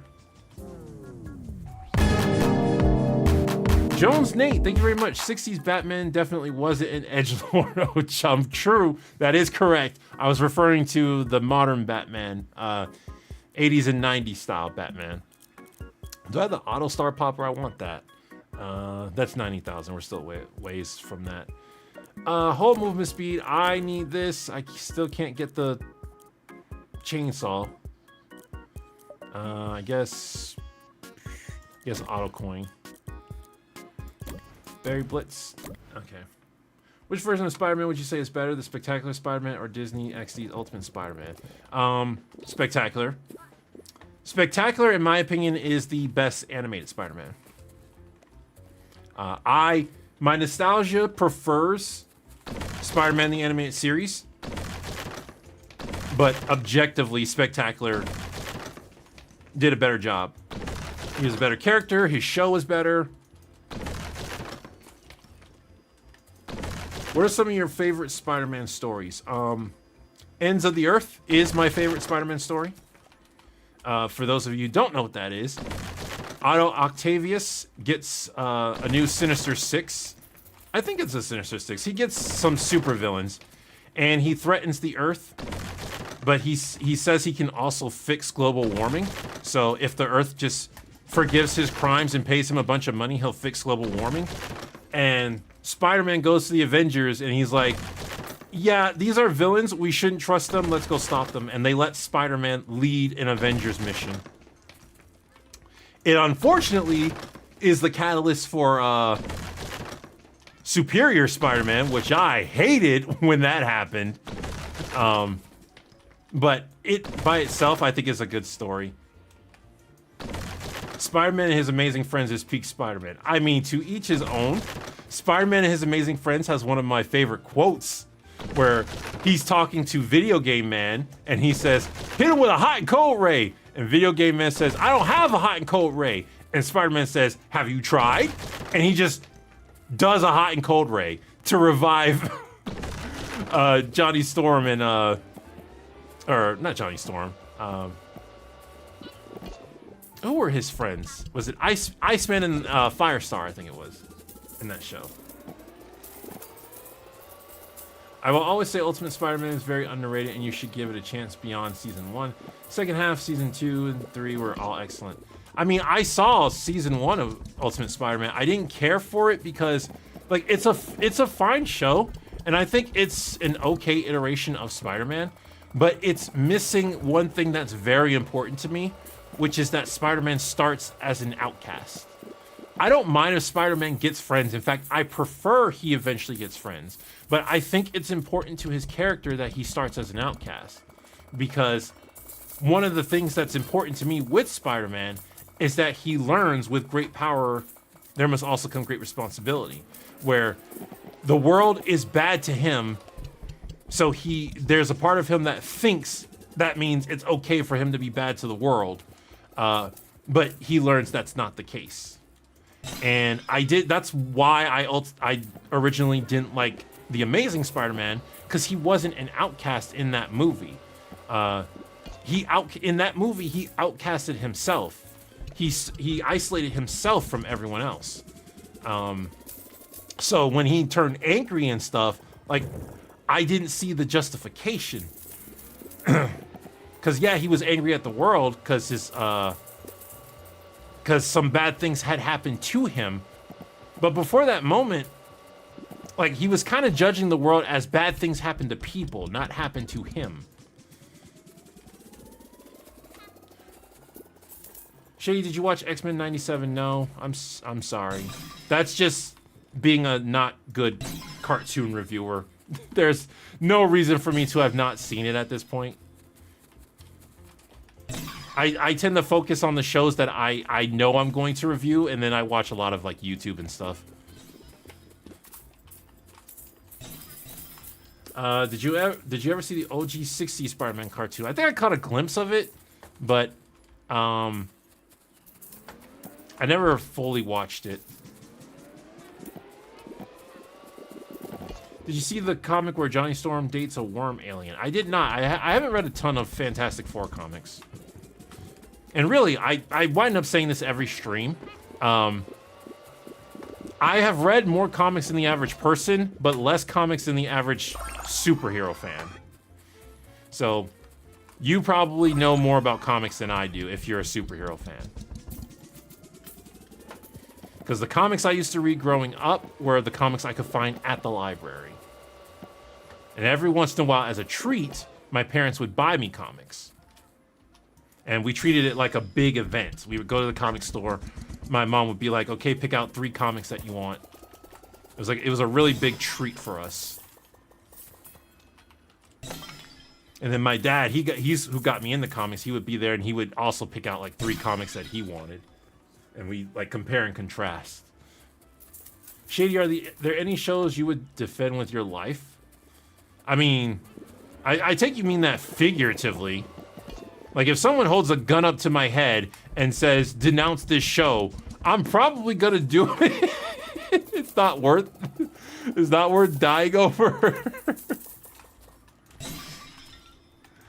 But if you mean it figuratively, yeah, there are a lot of shows I would figuratively defend with my life. Kim Possible was one of them. Like I was talking about earlier, on Literature Devil's show on his live stream, we were talking about Kim Possible, and there was somebody who was, they said something about Kim Possible that just wasn't true, and I went on a big tangent, because I was so mad about how they were presenting the show. And I was like, oh, I guess I really liked that show more than I realized. Did you see that Fantastic Four show that aired on Cartoon Network in the early 2000s? I remember watching it, but I don't remember anything about it. Who is your least favorite Justice League member, Hawkman or someone else? I'm not a big fan of Wonder Woman, because most iterations of Wonder Woman I read, she's extremely self-righteous, and it gets under my skin. I mean, Superman is self-righteous as well, but Wonder Woman is stern self-righteous. Like, it's the difference between, because Superman's a really nice guy, right? So he's self-righteous as well. But Wonder Woman is like, ugh, you're acting this way. I hate you. You should know better than to act that way. And like almost every version of Wonder Woman I see is like this. Like even ones that aren't like that a whole lot, like Justice League Crisis on Infinite Earth. Wonder Woman isn't super stern in that, but she like the League is having a discussion about, should we go help this other Earth? Is it our jurisdiction? And Wonder Woman's like, why are we even talking about this? Of course we're gonna go help them. I'm like, that's such a naive, not productive way of addressing the conversation. Like, the way I want to do it is obviously the right way. Of course we're going to do it. Mercedes Rivera, thank you very much. I didn't go to a comic book store until I was 18, since before there were none by where I grew up. A part of me that wants to say, like, I'm sorry to hear that, but it's not like I was, like, I got a lot of opportunities to go to a comic store. We did go to comic stores, but it is a shame, like, if you are a fan of comics and you can't get access to them. Wonder Woman is especially bad when they have to be sexist on top of self-righteous. Making her a man-hater is so backwards. I mean, I don't know if I call it backwards, but I think it's unnecessary. Like, I think you can present Wonder Woman as a role model for women and a girl boss with... I can't grab this one. That's weird. Without specifically targeting men. Like, you can just show through the character that she represents feminine strength. Or the positivities about femininity. I recommend reading the George Perez Wonder Woman run. You might like her in that because she isn't really so self-righteous, and it's her best run. I wonder if I'll get back into comics now that we're talking about doing media. I don't think I'll ever review comics, because that just seems like a whole lot of editing I don't want to do. Although I guess comics would be easier than... no, because that would require me to edit a lot of me talking, because there's no video to play. So fun fact about my videos, whenever I go on a tangent, I hate editing that. I hate editing that. Especially if it's a tangent with my avatar. I love moments where I'm telling jokes. And I love moments where the footage speaks for itself. And I'm fine with moments where I'm speaking and there's footage. But moments where I go on a tangent and I have to like edit my avatar a lot because I'm talking a lot, it's so tedious. It's so tedious. Also, I get annoyed at myself because the more I record, the more opportunities I have to mess something up. So it's like, oh, I recorded this line 5 times, but I still said it incorrectly. I still emphasized the wrong word. Now I gotta re-record it again. Have you tried any of the Absolute Universe books? No, I currently don't read comics. I read comics growing up as a teenager. Then I got annoyed with both DC and Marvel. Because DC was being too edgy for me. They were just constantly killing off people. And Marvel was going through its replacing all our straight white male phase. Like, Wolverine got replaced, Captain America got replaced. Peter Parker didn't get replaced, but they were highlighting Miles instead of Peter. And they were doing that with a bunch of heroes, and I was just like, I don't really want to read this. And that's how I fell out of comics. And honestly, my opinion on comics is, I've said this before, my opinion on comics is that they do something really bad, which is they don't end. Comics should end. This is where I think, one of the reasons I think mangas have like such a one-up on comics is because mangas are stories that end. Comics can just keep taking the same character and putting them through multiple... Like, it would be different if they were constantly doing different stories, like a Looney Tunes type thing, where it's the same character, but they're putting different stories. But it's the same story just constantly going on. It never ends. So then you get different writers who don't understand the character, or they want to do something with the character that genuinely shouldn't be done with that character, but they want to do it, and then you get contradictions with the character. And of course, the characters don't age.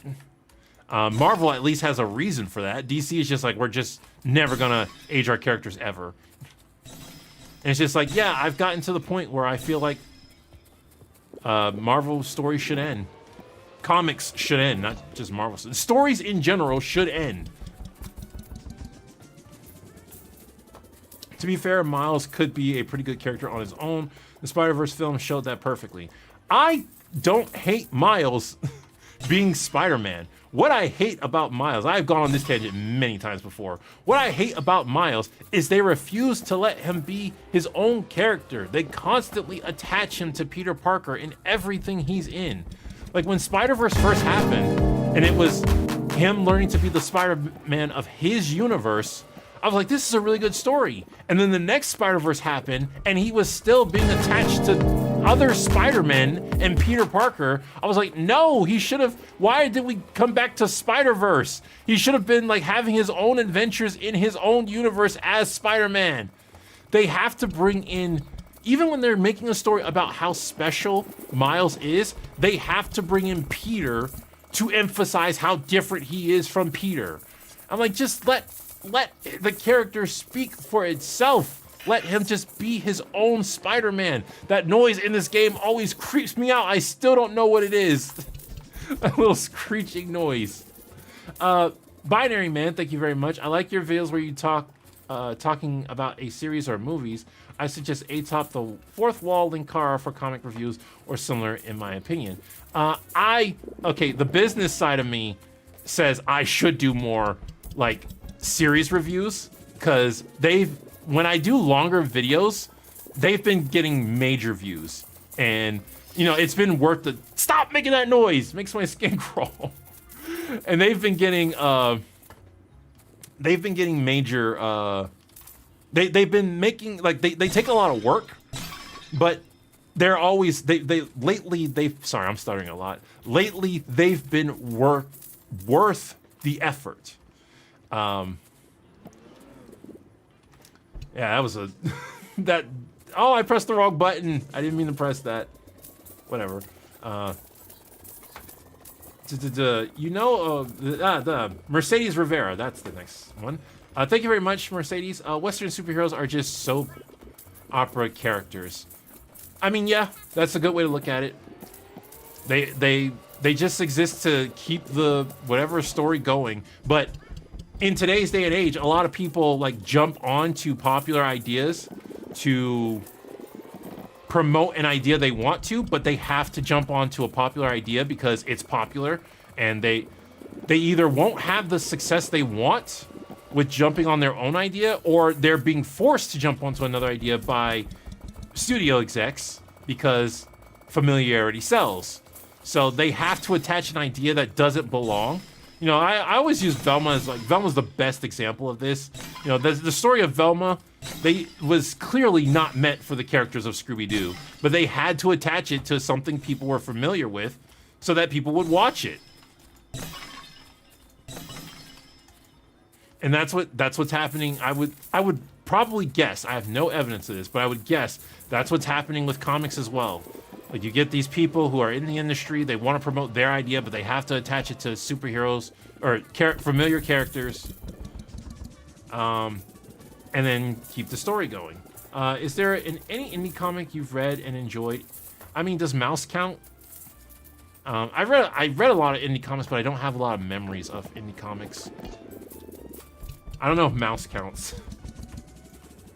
You know, a weird take that a lot of people didn't understand when I said Jane Foster. I hate her as Thor, but not because of replacement. I just wish they didn't call her Thor. Yeah, I can agree with that. That's another thing too. I say Miles. There are two routes they could take Miles. He could either be called Spider-Man and have Peter retire. Perfectly fine with that. Well, now I'm not fine with it because they just be doing it to get Peter out of the way. They should have done it when Miles. Well, they technically did do. Okay. I'm talking over my thoughts, so I keep interrupting myself in my head. For those of you who don't know, Miles was formed because Ultimate Spider-Man had died. I don't think they killed off Ultimate Spider-Man just so Miles could be a thing. I think he died way before that. But Ultimate Spider-Man had died, so there was a place in the Ultimate Universe for Miles Morales, or for a new Spider-Man. Barack Obama had just was a thing, and somebody got inspired by that and said, I want a black Spider-Man. And that's how Miles Morales became a thing. So he was his own universe as Spider-Man. His Spider-Man was gone. I'm fine with that. I think the motivation behind it is silly, but I'm fine with that happening. But then they merged him with 616, the canon universe of Marvel, which I'm fine with as well. But they kept the name Spider-Man and they kept Peter Parker as Spider-Man. They were too afraid to separate the two. So now I'm like, well, now you've got two characters with the exact same name. Like, that's not a good thing. And I can see why they have the exact same name, because they don't want to separate Miles from Peter. They're too scared to do it. There was a comic I wanted to read. Oh, that one. Do you consider yourself a man-child? In a lot of ways, I would say yes. Because a lot of my hobbies, I probably... Like, when I was a kid, like, I was very determined to not let go of certain hobbies that people said I would grow out of. And I know if I had more responsibilities in certain ways, like if I had kids, I wouldn't do a lot of the stuff I do now. But at the same time, there are a ton of ways that I would definitely acknowledge that I've matured in. A ton of viewpoints that I have that I think kid me would be annoyed at a lot. So, in some ways, yes, in some ways, no, but I do a lot of times call myself a man-child. Did you watch X-Men Evolution? I did, and unlike everyone else, at the time, I didn't like it. I would probably like it now if I rewatched it, but at the time it came out, I didn't watch it. It was too different from what I was familiar with when it came to X-Men. And I was a very big, if it's different, it's bad person. That's one way I feel like I've matured. I was very big, if it's different from what I know, it's bad. I didn't like the Batman, which a lot of people said is good. I didn't like the Looney Tunes show, which a lot of people said is good. I didn't like X-Men Evolution, which a lot of people said is good. But I would need to give all of those like a rewatch. All right, I should be able to afford the AutoStar popper. That'll make this a lot easier. I mean, Lee Carr was with Doug Walker, and his thing was reading and reviewing comics. You can do comics if you want. Comics would be a lot of work. That's like, I would have to take a lot of work to shift to something I wouldn't necessarily know would be worth it, when I already have to put a lot of work in the things I know will be worth it. And I kind of really don't want to do comics. Like, I have things to say about certain comics, but I much prefer to review media, moving pictures, you know, shows, movies, and video games. Let's unlock the auto popper and the bibble. That'll make things easier. I can't afford the sledgehammer. Jeez, I should have bought that, but that's fine. This is New Game Plus. It does not matter. Ah, yes, a bright and happy incremental game with dark lore. Yeah, we're not going over the lore. This is just to give people something to watch while I ramble on and answer questions. I'm intentionally ignoring the cassette tapes.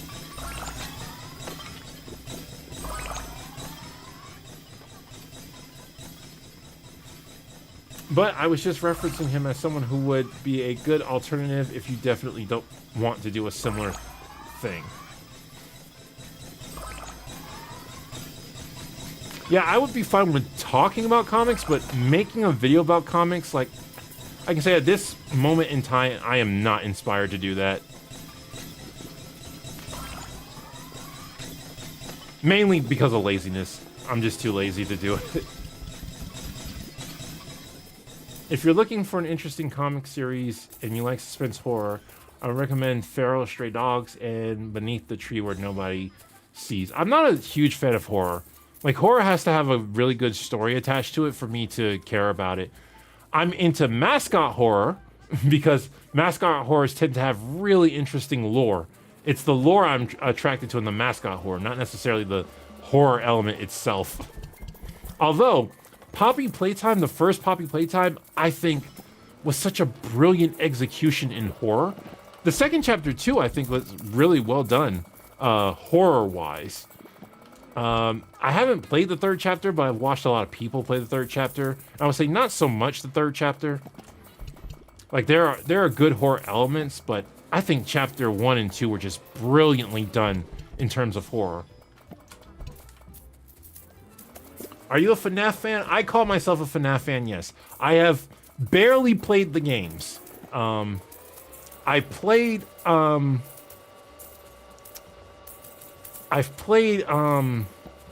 Pizzeria Simulator, but I never beat it.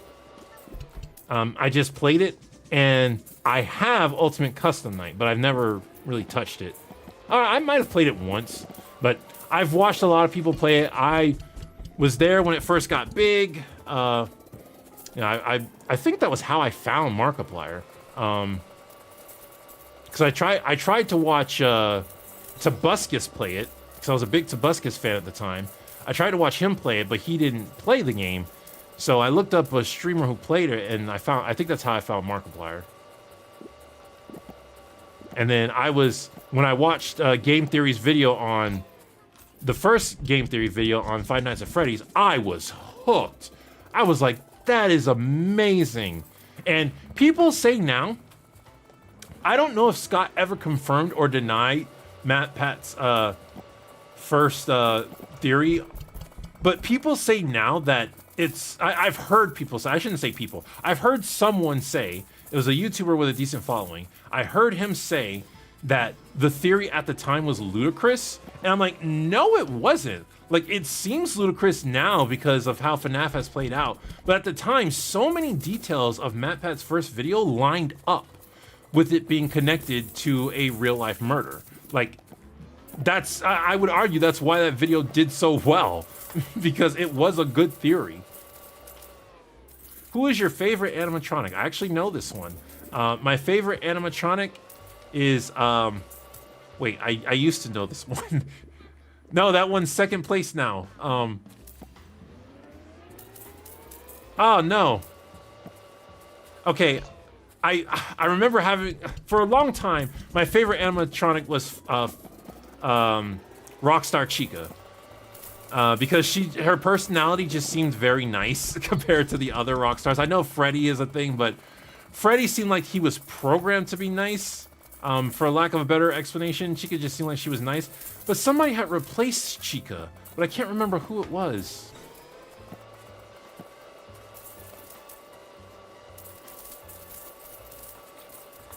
I guess I just have to live with Rockstar Chica. No, I'm sorry. I'm saying Rockstar Chica. That's not her name. Glam Rock Chica. Glam Rock Chica. I feel like somebody had replaced Glam Rock Chica, but I'm not remembering it. But I'm also really fond of Baby. Just because I don't like Baby's design, but I like her personality. And I love Baby's voice acting.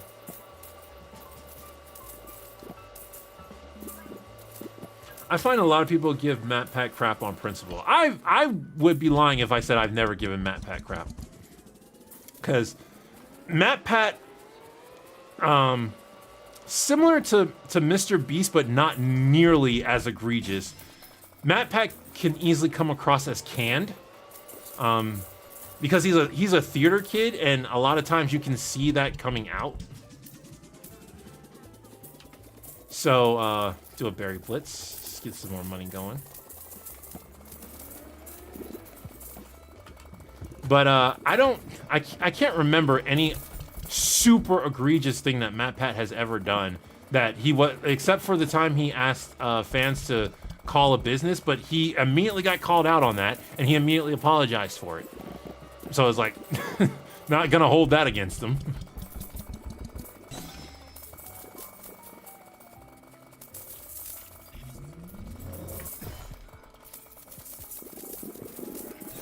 funny enough, Glamrock Chica and Circus Baby have the same voice actress, Heather Masters. Well, maybe that's why. Maybe I just really like the voice acting of that person. Man, I'm so mad. I can't remember if Glamrock Chica was my final decision of being my favorite, or if there was someone else. I feel like there was someone else. I also really love Candy Cadet. I don't know if, I don't think he technically counts as an animatronic, but I really love Candy Cadet because as soon as you see him, there's so much implication about what's going on.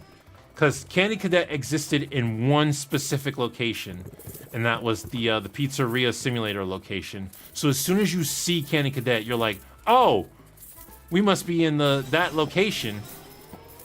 And also, Candy Cadet a lot of times brings lore with him.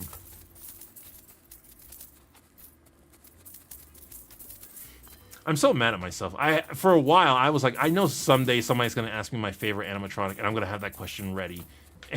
But I haven't talked about FNAF in so long that I kind of forgot. Did you ever have a moment where you preferred a side character over a main character?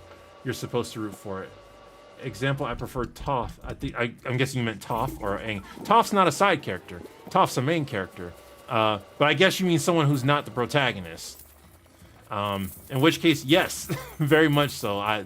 There are people who are not the protagonists whom I've preferred. In Avatar, I preferred Sokka for a long time.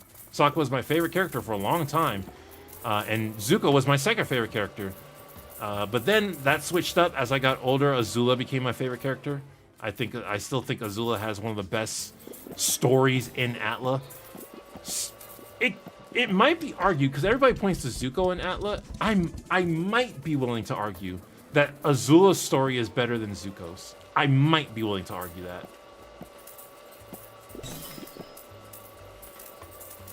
Which Fallout game is your favorite? Fallout New Vegas. I'm actually thinking of starting up a new game again in Fallout New Vegas. But I always play Fallout New Vegas the same way. Like, I play with mods, but I always just play, like, house run, and I do almost everything optimally. Because it's very easy to do things optimally in New Vegas. You could argue that's a strength or a weakness. Because in New Vegas, you can actually have Charisma 1 and ace every speech check. After that, I think Fallout 3 is objectively better, but I will pick up Fallout 4 before I pick up Fallout 3. Just because I like the, I like the combat system of Fallout 4. But I think Fallout 3 is objectively better. I think Fallout 4 is a pretty, like, it was trying to be an RPG, and I think it does a pretty poor job of that. Though it'll probably be a while again before I pick up Fallout 4, because in my last playthrough of Fallout 4, I found a wounding 10mm and an explosive hunting rifle, and those are my two top tier weapons. So I kind of have no reason to go back to another game, because wounding on a 10mm and explosive on a hunting rifle, which I turned into a sniper, is always what I'm searching for in that game. Speaking of Azula, do you think she should be redeemed? I've made a video about that. No, I don't think Azula should be redeemed. I think her story works better as a character who doesn't get a redemption arc. As a tragic villain, I think it works really well. And people have argued saying, well, anyone can be redeemed. I'm like, yeah, anyone can turn to evil. That doesn't mean I want Sokka to have an temptation arc for being evil. Have you read the Atla graphic novels? No, I have not, and I don't want to. The Atla writers have shown me I cannot trust them outside of Atla.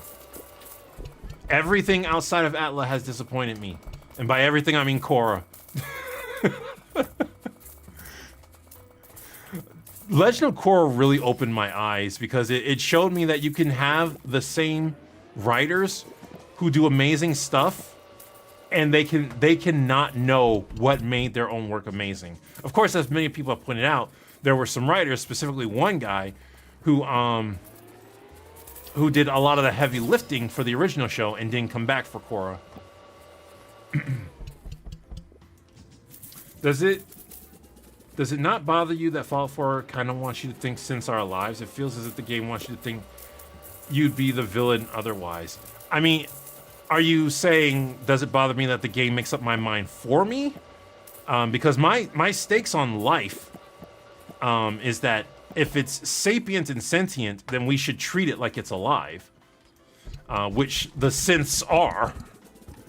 So that doesn't bother me. It does bother me that the Institute doesn't view it that way. They say, oh, they just simulate sentience and sapience. I'm like, our brains literally simulate, the human brain simulates sentience and sapience. The human brain is chemicals and electric signals that determine our emotions and thoughts. So it's really annoying that the supposed smartest characters in that world are so limited. Like, I don't mind them being prejudiced and seeing themselves as gods, but they have such a limited logic on why. It's more stupid than it is you're not considering others' perspectives. It just feels like those characters are stupid.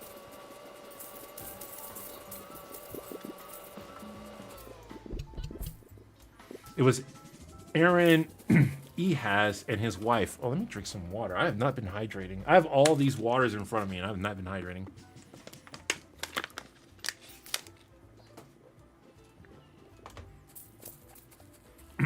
Would you like a Fallout game where you can join the Enclave? I mean, I as long as it sticks to lore, I don't think the story of Fallout games are that need that much like scrutiny attached to them. It's mainly the RPG elements. Like, Fallout New Vegas has a great story, mainly because it's stuck. I think it's just because it like paid attention. But choosing whether to join the NCR, House, the Legion, or Yes Man, like, I don't think those choices, just being choices, is in itself that big of a deal.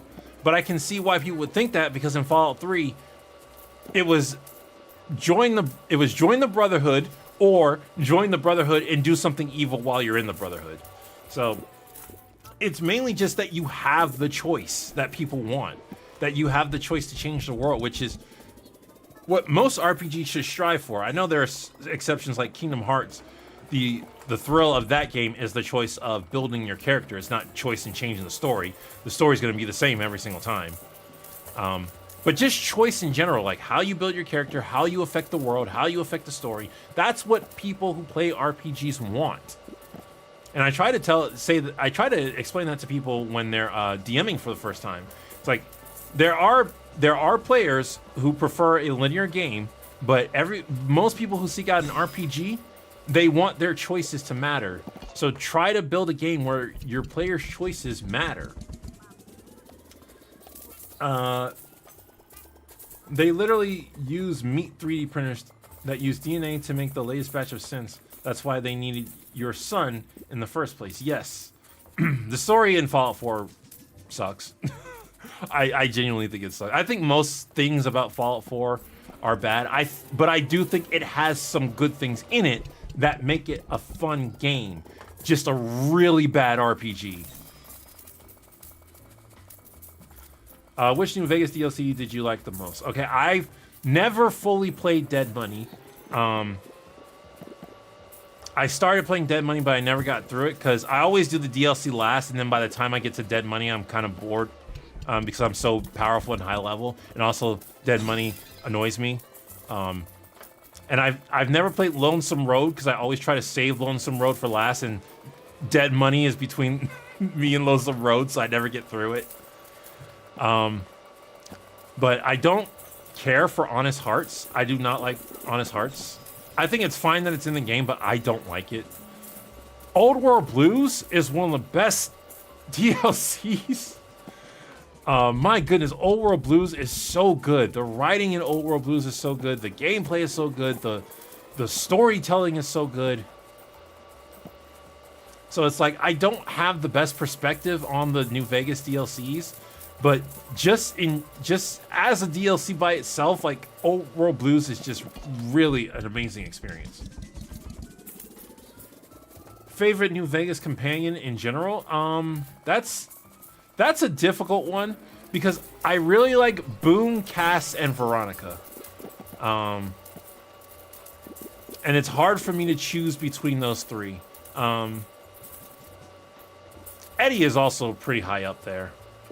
But I'm not a fan of Rex, I'm not a fan of Raul. I'm not a fan of Lily. I actually really don't like traveling with Lily. I just don't like her fighting style.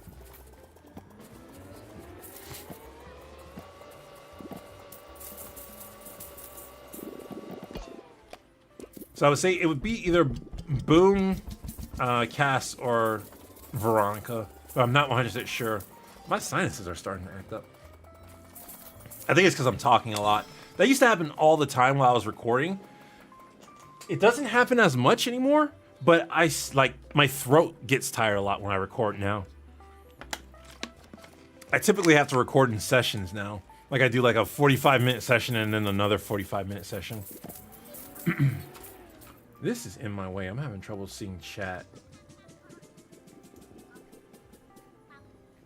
Oh, I was supposed to end the poll. I never ended the poll and nobody told me. Ah, chat. This is your fault. And that's a fact.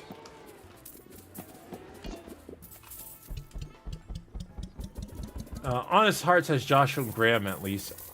I mean, sure. I just don't... Like, I didn't have fun exploring Honest Hearts. But also, to be fair to Honest Hearts, the only DLC in New Vegas I played without seeing somebody else play it first was Old World Blues. So I got to explore a good chunk of it by myself. But Honest Hearts, like, I knew some of the secrets that could be found, but I didn't really know how to explore it.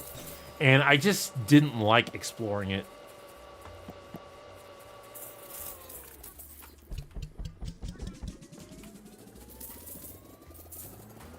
Almost all writers for the original Fallout in New Vegas are at Obsidian. I hope they are all working on the new Fallout because stars are literally aligned. I mean, it's the memes of Bethesda are just hilarious.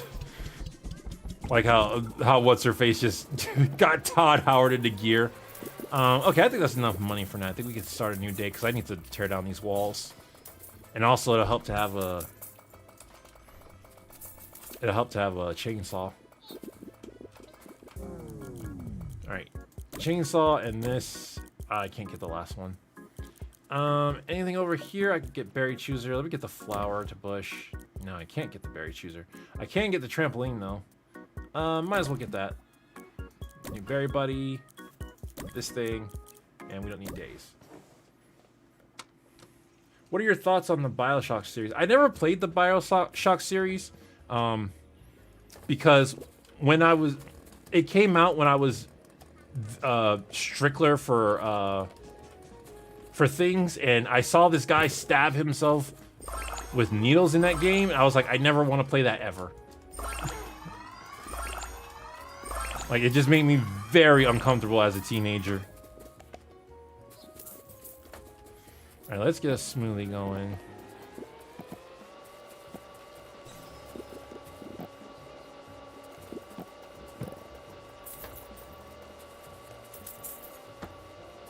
I mean, Bethesda is a classic story of,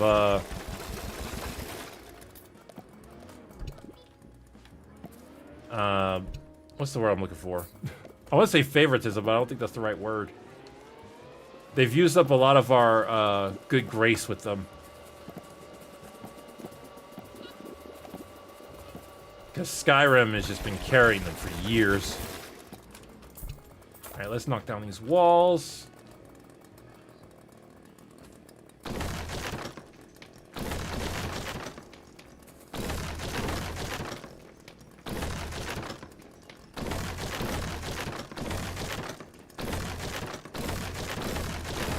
Have you played Resident Evil? I have not played Resident Evil, no. I've watched playthroughs of Resident Evil. I can't remember most of them. I can remember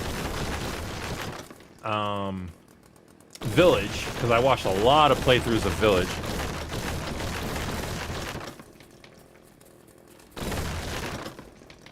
No offense, but were you a teacher's pet in school? Yes, that's not offensive. I was a teacher's pet in school.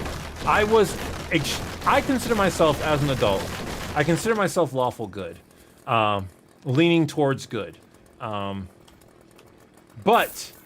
as a kid, I was extremely lawful good, leaning towards lawful. I obeyed the rules, and I believe doing the right thing no matter what. But if it came between doing the right thing and obeying the rules, I chose obeying the rules. Because I thought obeying the rules was how you became a good person. So I was absolutely a teacher's pet. That is not offensive. I was a teacher's pet. I was a goody two-shoes. This is why I said I can relate to Gwen more than I can Ben in Ben 10. Because Gwen was a goody two-shoes. And the first episode, Gwen acts out. She feels super guilty. That's how I felt as a kid all the time. So you were Fillmore? I wouldn't say I was Fillmore. Fillmore was perfectly fine breaking the rules if it meant doing good. I did not prioritize being good over breaking the rules. I thought following the rules meant you were a good person. And that only bad people disobeyed the rules. And my parents, like, were trying to teach me differently. Like, my parents were trying to teach me differently. So, like, sometimes, like, the rules don't account for the situation you are in. And I was like, no. The rules are there for a reason. They're there to be followed. I really wanted to obey the rules in school, but I couldn't when I was getting bullied. And that, that's another thing I had. Like, when it came to fights and bullies, like, I was a really big kid because I've always been tall my entire life. But I was scared to throw a punch because I don't like hurting people. I really don't like hurting people. And as a big person, I had an incident when I was a child, and it's kind of left a mark on me. I was holding my cousin when I was a child, and I was running with her in my arms, and I tripped and fell on the concrete, and she got hurt. And my brain is like, I don't want anyone to get hurt. And, as a guy with testosterone, there are moments where testosterone flares up and you want to do something, but I am so hesitant to do something. And I also just hate might makes right mentality. Like, I like violence in the context of entertainment, but I hate violence in the context of conflict solving. Mercedes Rivera, thank you very much. Are you going to review Fillmore episodes? It seems a few that haven't reviewed would be right up your alley. Fillmore, yes. Fillmore is perfect for my channel, and it's also one of the most popular series on my channel. So I have no reason not to review it. It's going to be sad if I get through all the episodes, because it's only got 2 seasons. But yes, I do not plan on stopping Fillmore reviews anytime soon. Fillmore right now, like, beats out Justice League a lot of times.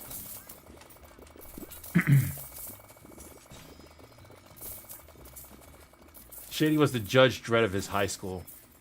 I haven't read Judge Dredd, but it kind of sounds like me. Any vigilante, though, might not be the best comparison just because I did not like violence. Like, I would start to get violent and then I would immediately back up. And that's one of the reasons I had a hard time getting into basketball. It's not the main reason. The main reason I had a hard time getting into basketball because everybody expected me to be good at basketball because I was 6'7" and black. But one of the reasons I had a hard time getting into it is because people would get hurt. And as the tall guy, it was easy for me to make people get hurt. And my friends in college tried to, like, push past that. They're like, people get hurt, it's just part of the game. And I'm like, sure, but I'm going to mitigate it as much as possible. And they're like, that's not your job to mitigate them getting hurt. And I'm like, that's what I'm going to do. I just don't like people getting hurt. I don't like it. again, I don't like hurting people, and I don't like it in a conflict-solving way. For entertainment purposes, you know, I love superheroes. I like watching them beat the bad guys up.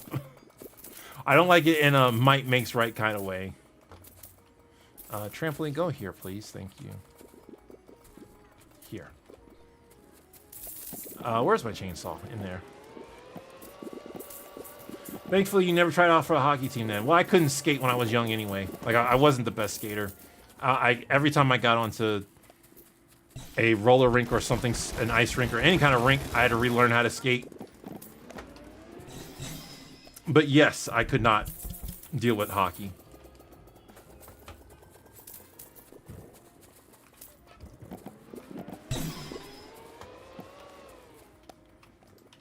Where's my wand? Gentle Giant Shady. Kind of, I mean, kind of, sort of. I thought I was capable of hurting someone. But every time a moment came, I would just stop and be like, I don't want to do this.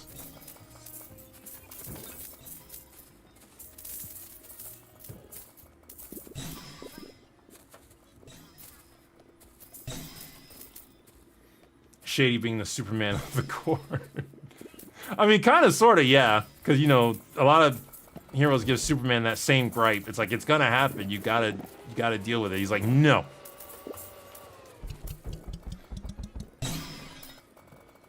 Sometimes I watch shows like Inuyasha that has potential, and it had Kirby Morrow, who I love.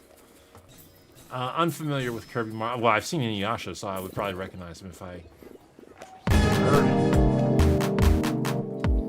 Binary Man, thank you very much. I lost fights because I couldn't punch as a person who has epilepsy from birth brain injury. It is sad because I deem violence necessary. Like, there are times where people have to resort to violence. So like, I just hate it though. I hate it as a way of solving problems, because I think you should talk to people rather than I think you should convince people of your way of thinking rather than being like, you're gonna do this or you're gonna get hurt. But as I said in my Fillmore video, honor often has to be what's the word? Enforced. Honor often has to be enforced, so it sucks. Wish you didn't have to do it, but that's just the way the world works. I am very much a winter person. I melt in summer. I'm a fall person. I've always been a fall person because when I was younger, Thanksgiving was like the biggest holiday for my family. We still did big Christmases, but Thanksgiving was the big one. And as an adult, that's still the big one for me, Thanksgiving. Me and my closest family relatives still get together a lot. And my birthday is in fall, but also as an adult, I have to deal with bugs, and I hate them so much. And bugs come with summer, so when fall finally shows its head, I'm like, yes, finally they'll go away. Binary Man again, thank you. Continued. I used profanity and went to the principal's office because I did in response to my peers who were bullying me. So with me and profanity, I've said many times on the channel, I don't like profanity. The main reason I don't like profanity is because I grew up in a house where profanity was not tolerated. We just did not tolerate profanity. So I will probably never intentionally say a swear in my life. However, objectively speaking, I think profanity plays a role in society of it automatically means you can tell somebody is no longer being polite. And I think when you swear all the time, it loses that power. So people who swear all the time, my brain is just like, you are constantly being impolite to me. Please stop. But I only do that in like my own spaces. I don't like, I would never go onto somebody else's live stream and be like, please don't swear around me. I would never do that because that's their live stream. And words have the power that you give them. Words do have power, but they have the power that you give them. So when I'm on somebody else's stream, I'm just like, well, it's just, you know, It's their stream. They're not trying to offend me. But if anybody were to ever come on my channel or my stream, I'm like, no swearing, absolutely no swearing. I don't tolerate that here.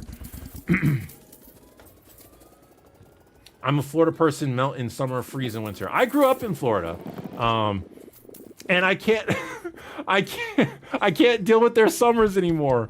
It feels shameful to admit that because I grew up in Florida, but I can't deal with their summers anymore. I went there a couple of years ago on vacation, and I was just like, "What is this heat?" It was in the summer too. I was like, "What is this heat?" Thankfully, I was only there for a day, because the vacation wasn't in Florida itself. It was just starting in Florida. But I just could not believe how much I was no longer used to the Florida heat. Ow, I just bit my lip. Speaking of bugs, which do you hate more, flies, mosquitoes, or wasps? Oh, that's a tough one. That's a real tough one because lately I've hated flies more because they've been a bigger nuisance to me personally. But I finally took care of that.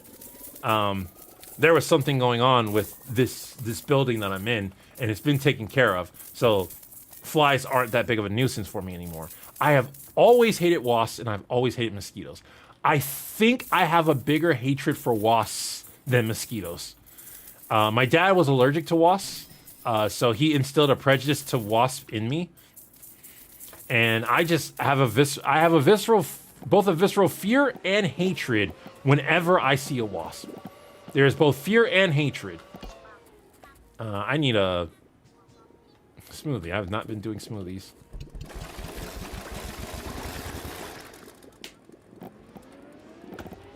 Wait, are you admitting to be a teacher's pet in a Florida education? Yes.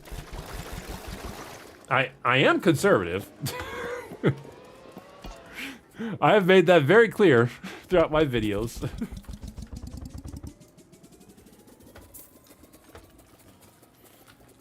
Alright, come over here. We're going to do a berry blitz.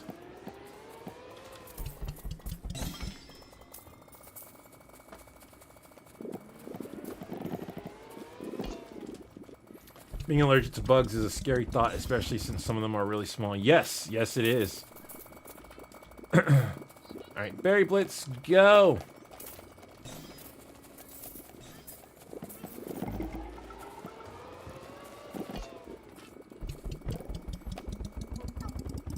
Alright. Fountain, go! Oh, I was expecting the hole to grow larger. It did not. I love that this game gives you a chainsaw to make juice with. Yes, this is a really good game. I've played this game so many times. Like, you only need to play it once to beat the entire thing, and I've just played it so many times. Just because I'm just addicted to the numbers going up. Mercedes Rivera, thank you once again. What do you think of palmetto bugs? I have never heard of those, so I'm not sure what they are. I don't like most bugs in general. In my house, I try to, or my apartment, I try to give spiders a pass because they get rid of other bugs. Well, spiders aren't bugs. But I try to give spiders a pass, but even them, like, if they go into a space that just makes me uncomfortable, like, in my bathroom, I'm like, no, I'm vulnerable in there. You've surrendered your life privileges. Do you have a comfort movie show? Comfort movie show. I mean, there are a lot of movies I just like to put on. I think Hercules, Disney's Hercules would count. Because I really love the lesson it teaches about not giving up and how Hercules starts out, like, Phil's speech to Hercules hits me in a certain way when he says giving up is for rookies. Like, Hercules says, you were right along, Phil. Dreams are for rookies. As Phil says, no, giving up is for rookies. That hits me in a certain way. And I also love, there's so much about Hercules that I love. And I don't even think it's objectively, like, the best Disney movie or anything, but I love it so much. It's weird to me because I feel like I should love, like, Aladdin more because I grew up. Aladdin was my favorite movie for a long time. And I feel like I should love Aladdin more. And I put on Aladdin. I still love it. But Aladdin doesn't hit me on a personal level like Hercules does. I am weak to Hercules quotes, which is why I tend to put Zeus's quotes in some of my videos about being a true hero. So I would probably say Hercules is probably the best answer to that.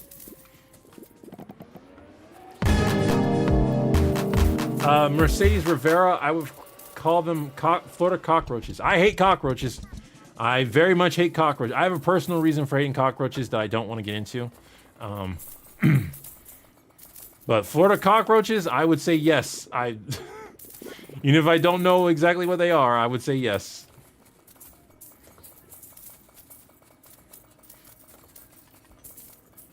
Have you watched The Prince of Egypt? I have watched The Prince of Egypt. I love The Prince of Egypt.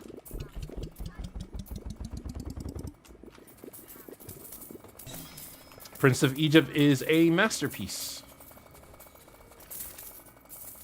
I'm trying to think of any other, like, comfort stuff. I do have a comfort character, which is weird because I have not seen this show, but this character comforts me so much, and that's Spinell from Steven Universe. Like, I've seen the movie Spinell is in, but I haven't seen all of Steven Universe, so it feels weird that Spinell is my comfort character. Get back here.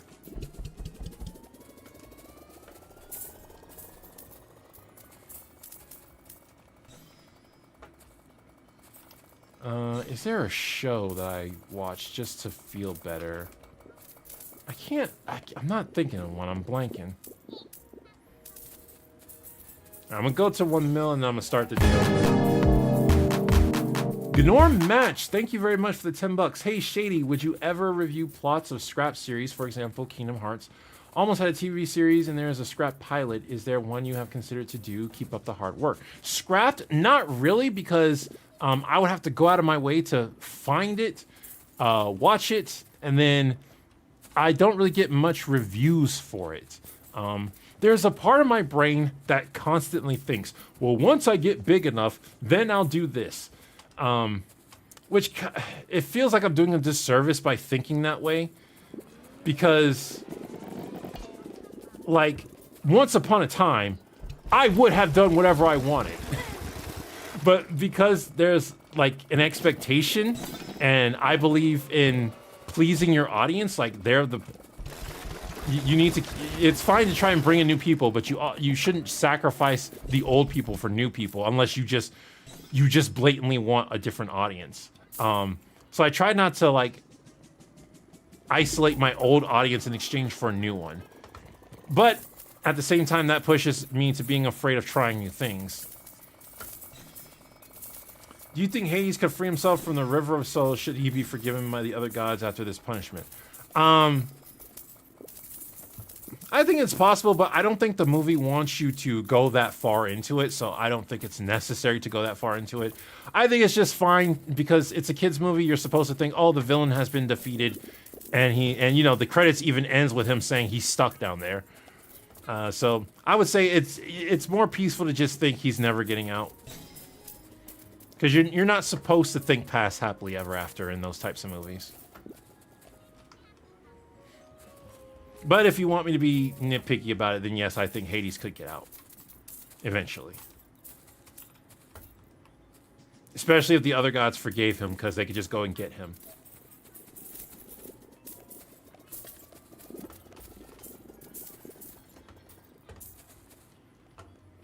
Tim Burton's take has... Oh, you're responding to someone else. Have you watched Liberty's Kids? I did watch Liberty's Kids, and I have a playlist. It's a personal playlist of theme songs from shows from my childhood. Liberty's Kids is on there. Aaron Carter, man. I remember somebody got ticked off because they played the song and someone they knew said, "Oh, hey, it's Justin Bieber." They're like, "No!" Which is a time because Justin Bieber isn't even that big anymore, so I'm kind of dating myself with that as well. But yeah, Aaron Carter, for those of you who don't know, big pop star from millennial childhood. And he sang the theme song to Liberty's Kids. Liberty's Kids was a show about American history, but it was childified. Just to make it more kid-friendly. That's what childified meant. Are there any Overly Sarcastic Productions fans here? Overly Sarcastic Productions, that sounds familiar. I feel like I watched them. I feel like I watched them. Who? Oh, my YouTube's not up. Why is the stream going? That's probably eating up RAM. Overly Sarcastic Productions.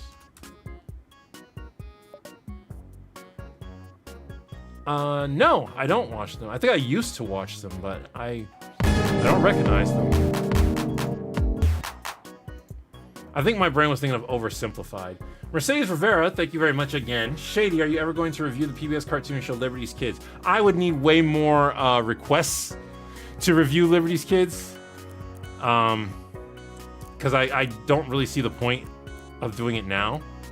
Let's get the whole movement speed. Should I break the walls? I think I should break the walls more.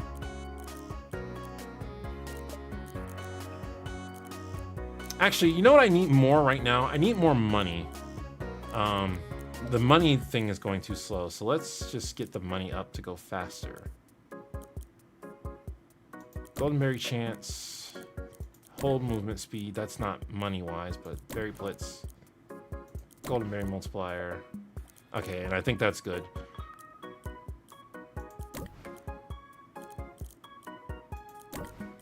Okay, and you can always rewind, but I'm not gonna do that because I'm not in any hurry. In order for me to review Liberty's Kids, first of all, I don't remember anything specific about Liberty's Kids. I just remember the concept of it. In order for me to review Liberty's Kids, I would need to either watch an episode of it and be like, oh man, that would be really good to review, which I doubt I would find in Liberty's Kids. Not impossible. I have seen things in small kids cartoons that I've been willing to talk about. Or I would have to get a lot of requests for it. Requests do play a heavy factor in what I review. Oh, it's almost full. Go.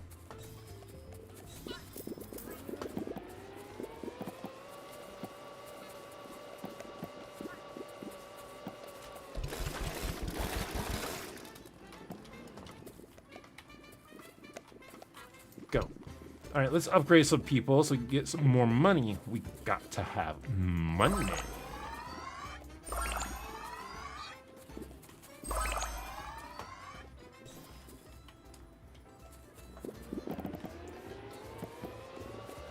I wouldn't say Liberty's Kids was child. I think you didn't say friendly. More like they kept the lessons appropriate for the demographic they were aiming for. Like, this is a show to help you understand your history teacher.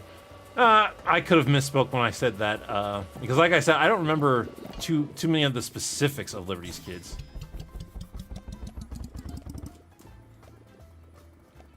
Yeah, that corner. I just remember the general concept, and I remember the theme song, because I still listen to the theme song to this day. I see a land with liberty for all. Too bad I'm tone deaf. Next thing, but still I know the truth will rise and fall. Oh yeah, yeah. Did I not increase my coin gathering?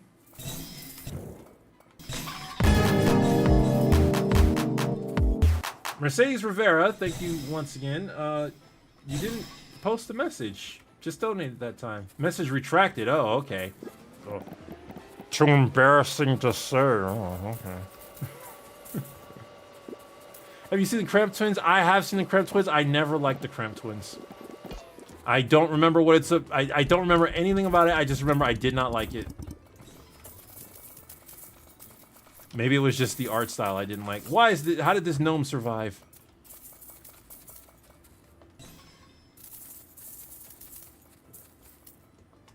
Liberty's Kids sounds like the name of a group of young superheroes. Yeah, it kind of does.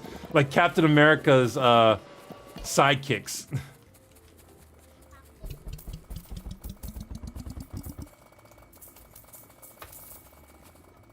Are you interested in making more videos about Ben 10? Yes. Okay, so with Ben 10, I feel guilty about Ben 10.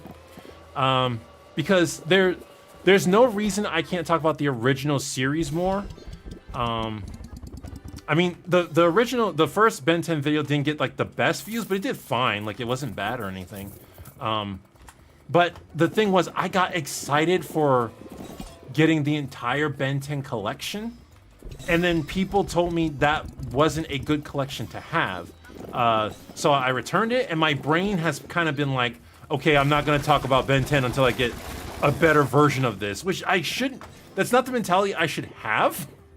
It's just that I have so many other shows I could review that my brain kind of is like stuck there. Hey, come over here, I'm gonna do a Berry Blitz. The message didn't load for some reason. Okay, do you still have the message? So I can see regular chat. Liberty's Kids had an episode featuring slave auctions in the South. See, slavery was not as taboo to talk about back then as it is now. Like, everyone acknowledged slavery. No, I didn't mean to press that. Press the wrong button. Everyone acknowledged that slavery existed back then, and it was like, it was taught as an unfortunate fact. Now, I'm not going to say every kid's show went into it, but not every kid's show went into history, period. Schools were perfectly willing to teach about slavery and what happened to Native Americans and be like, yeah, as America, this happened and it was bad. Nowadays, there's kind of this collar-tugging atmosphere of it, like, oh, yeah, that did happen, but we don't like to talk about it.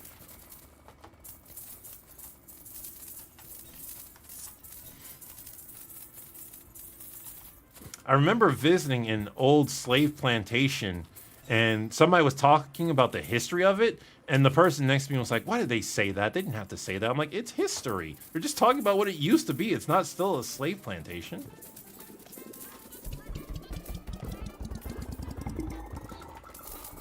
What's your favorite Rugrats movie? I only remember the first. I don't think I saw Rugrats in Paris.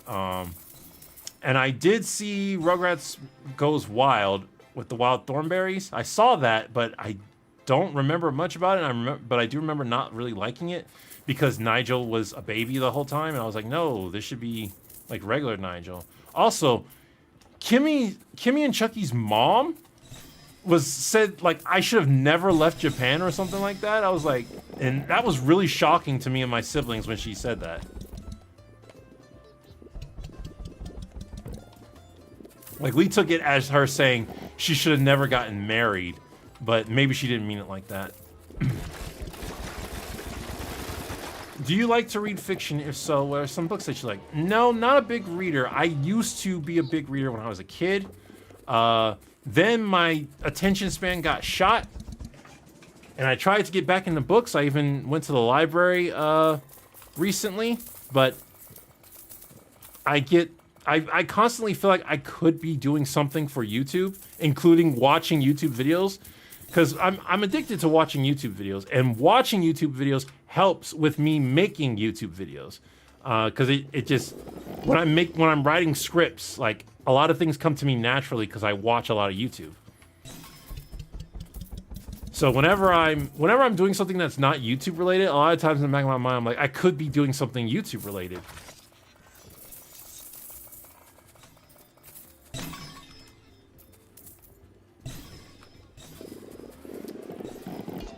But also, when I got to college, like, I started falling asleep whenever I would watch, whenever I would read. Which is a shame, because I was a really big reader as a kid. Like, I was in the AR club, and I was the top of the AR club. Like, I had beat the AR club, like, what, 3 times?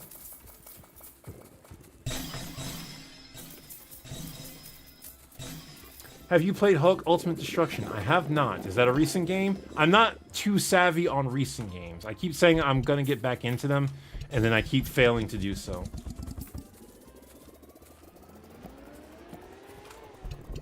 Do you like Star Trek? Yes, I love Star Trek, but I'm not that knowledgeable about it.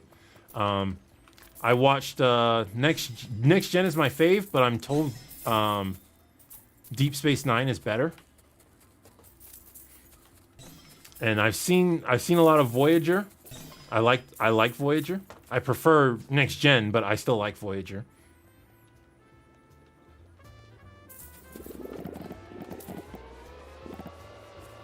Hulk Ultimate Destruction is an old game from the Oh wait, I think I have memories of playing that. Maybe I played a demo of it. Oh, I have memories of that. But I can't remember like anything specific about it. Maybe I did play it. Cuz I'm seeing the cover of the game in my head.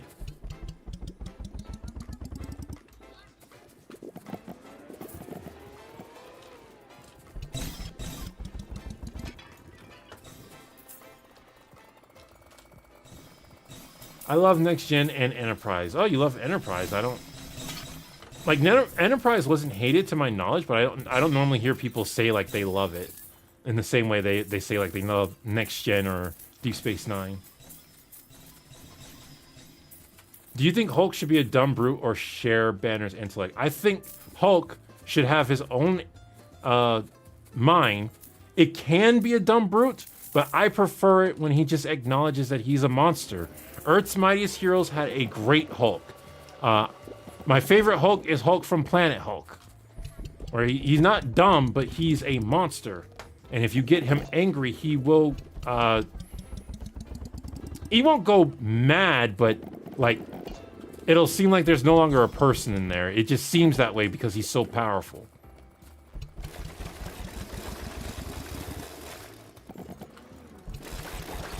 But I am not a fan of Smart Hulk. What are your thoughts on Lower Deck? Sounds familiar, but I don't think I've seen it. Oh, that's that Star Wars thing that nobody liked. I stopped watching Star Wars after Enterprise. So I haven't seen any... Or Star Trek, excuse me. Sorry. Don't murder me! I stopped watching Star Trek after Enterprise. So I don't really know anything Star Trek related after Enterprise. But I've heard it's awful. So I'm going to believe everybody. And just blindly repeat their opinions.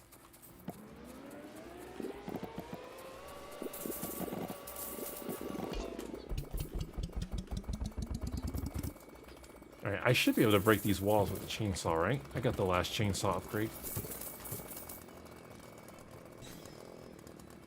No, I didn't.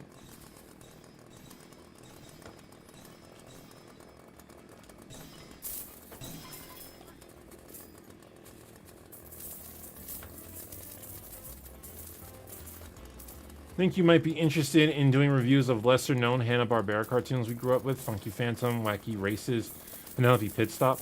The old Hanna-Barbera stuff was mostly comedic, and I struggle with comedy. I struggle with things that are mostly comedic. Because I like to emphasize the themes and lessons that are being taught. Or even if it's not necessarily themes and lessons, like the things you can take from it as a media reviewer.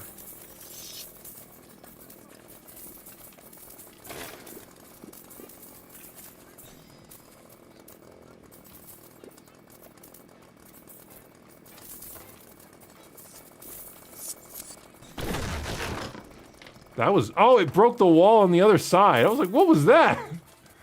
It broke two of them, too.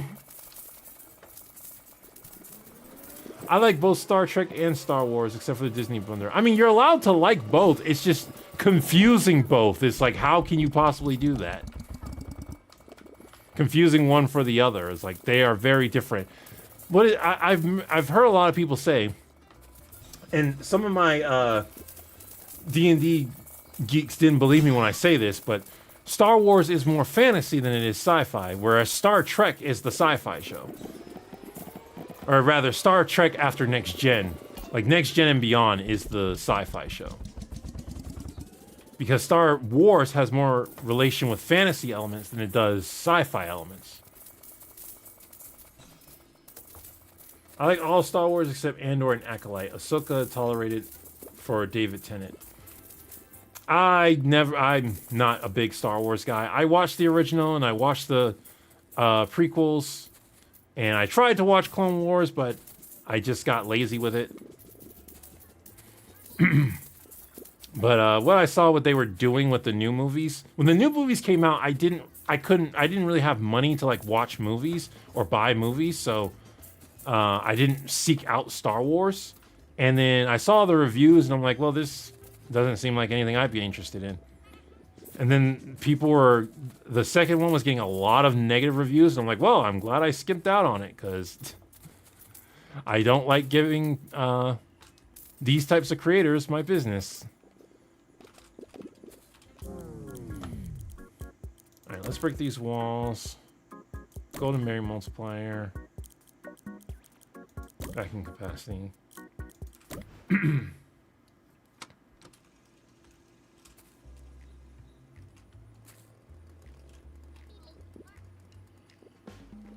Jump on a trampoline. How long have we been, my mic, okay, it hasn't turned itself down, thank goodness.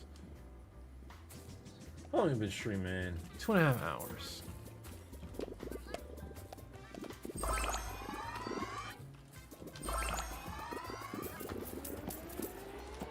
I can still upgrade. Let's do it.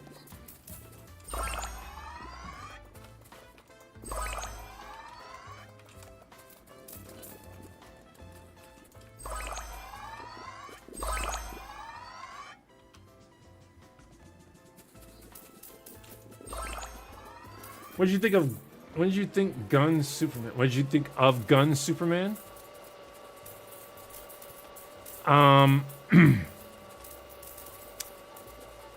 I can take Gun Superman as an interpretation of Superman. I don't think it's that good of a Superman movie, but I can live with it being a Superman movie. It is not like Man of Steel, where I could not see that being Superman. Like, the character just in Man of Steel just does not feel like Superman to me.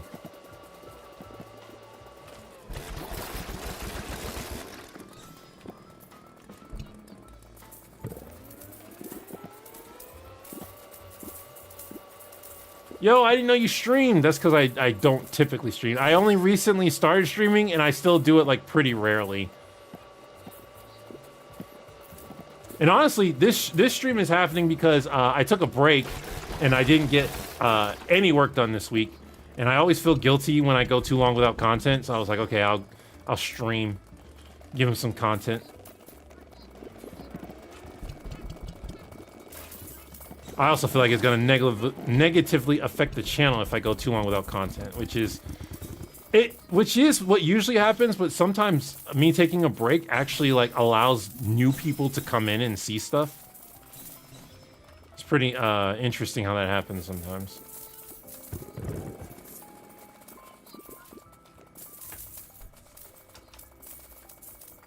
And I'm hoping Lanterns is good. I think it's set in a post-parallax Hal Jordan with Green Lantern trying to rebuild. If you have Guy, John, and Hal, Guy, John, Hal, and Kilowog, I will be happy with a Lantern Corps story. Like, to me, those are the main ones. Hal, John, Guy, and Kilowog. You can also have Kyle. I'm fine with Kyle, but I don't need Kyle. Honestly, no, I'm not gonna say that.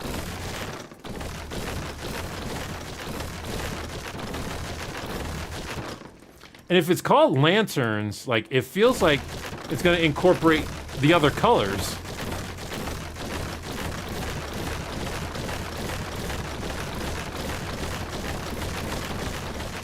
Because the Rainbow Lanterns are a big part of the Lantern Corps lore now. And what time is it?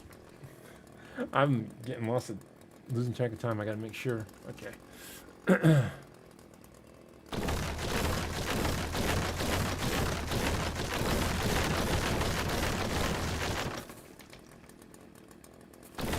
Shady, you need to stop feeling guilty about this much stuff. Seriously, feeling guilty? Wait, when did I say I felt guilty? Oh, because I don't release content. I think feeling guilty was the wrong term to use. It's less that I feel guilty and more that I feel like something bad's gonna happen to the channel because of the algorithm.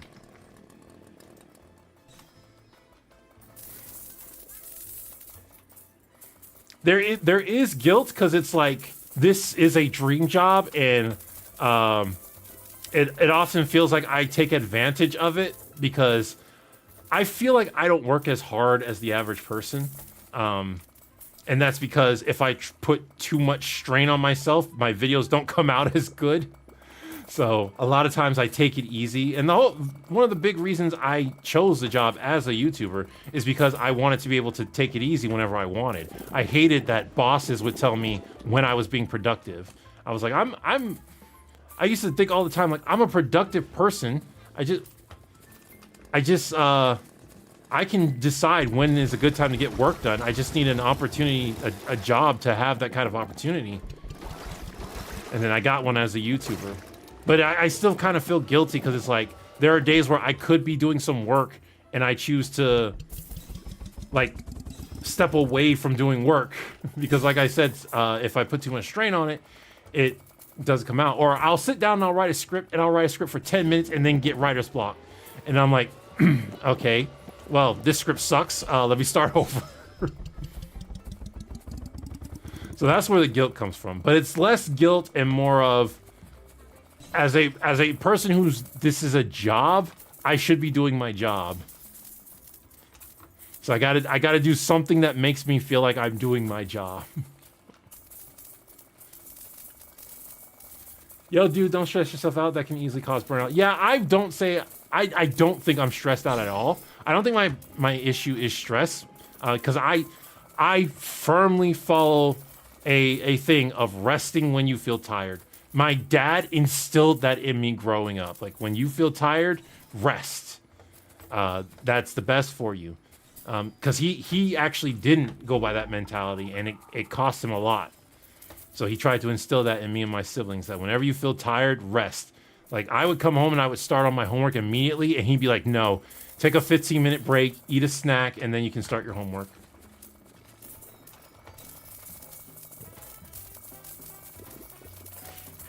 So I don't think myself stressed. I don't really think I'm stressing myself out about it. But it does have some emotions in it.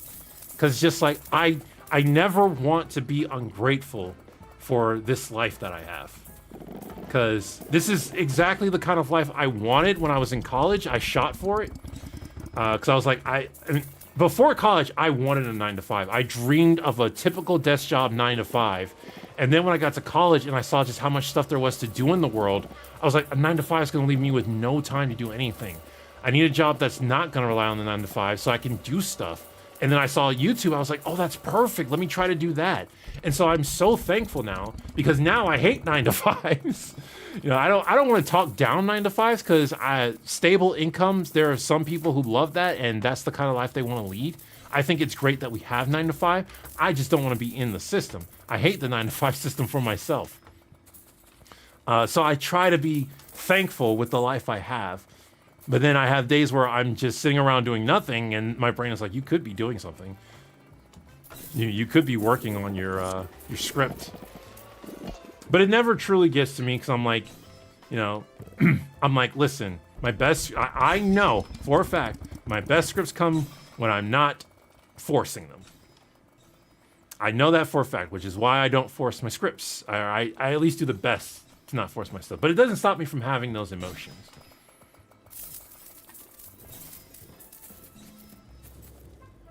The pie doesn't work unless you let it. Agent K. I'm not sure where that's from. I don't think it's from the first movie, because I have a lot of those quotes in my head from the first movie. Or the second movie. I watched the second movie. I think I watched the second movie more than the first movie. It's probably from the third movie where they time travel. Or is it from the first movie? I could be misremembering. I don't have all the movie memorized. But I doubt it's from the second movie. Because I watched that a lot as a kid. You get back here. You need to be max size before you can eat that trailer.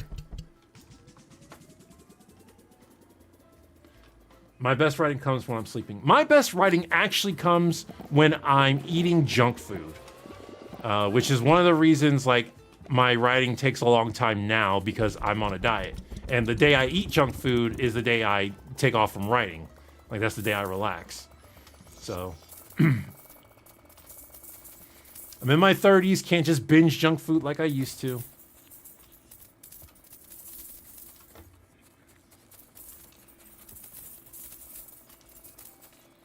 Have you heard or seen Ricky Gervais' new cartoon Alley Cats? I feel like I've heard of Alley Cats, but no, Ricky Gervais I've heard of.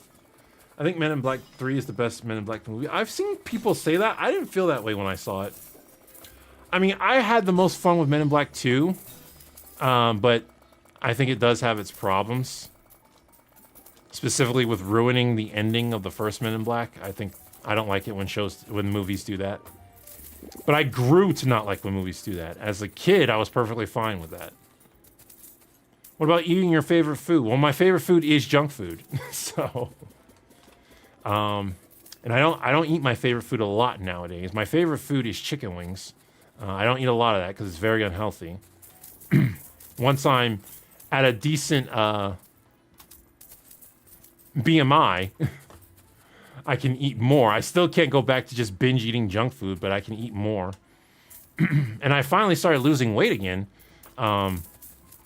Because with the summer, I had stopped losing weight because of A, the hospital thing I went through, and B, summer is a lot of celebrations for me. I celebrate 2 birthdays and the 4th of July. So I don't put as much emphasis on dieting and exercising. I still do it, but not as much emphasis. So I stopped losing weight for the entire summer, but now I've started again. And I'm hoping to be at my goal weight by January. Well, it's not a goal weight, it's just a goal look. Hydrate. What's your favorite candy bar? Reese's Cups. No contest, Reese's Cups. However, I haven't had a Reese's Cup in years.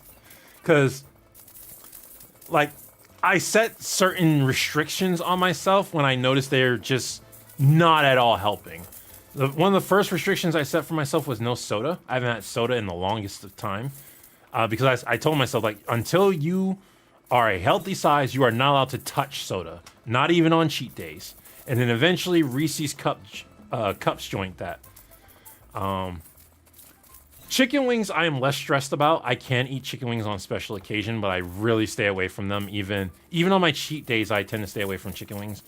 But I'm coming up to a milestone soon. When I hit that milestone, I'll probably get chicken wings as a celebration.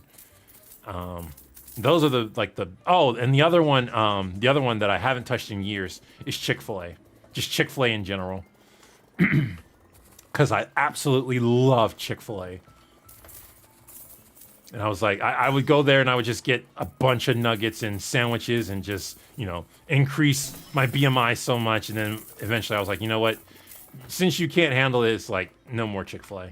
Just until you are a healthy size, no more Chick-fil-A. So I haven't had Chick-fil-A in years.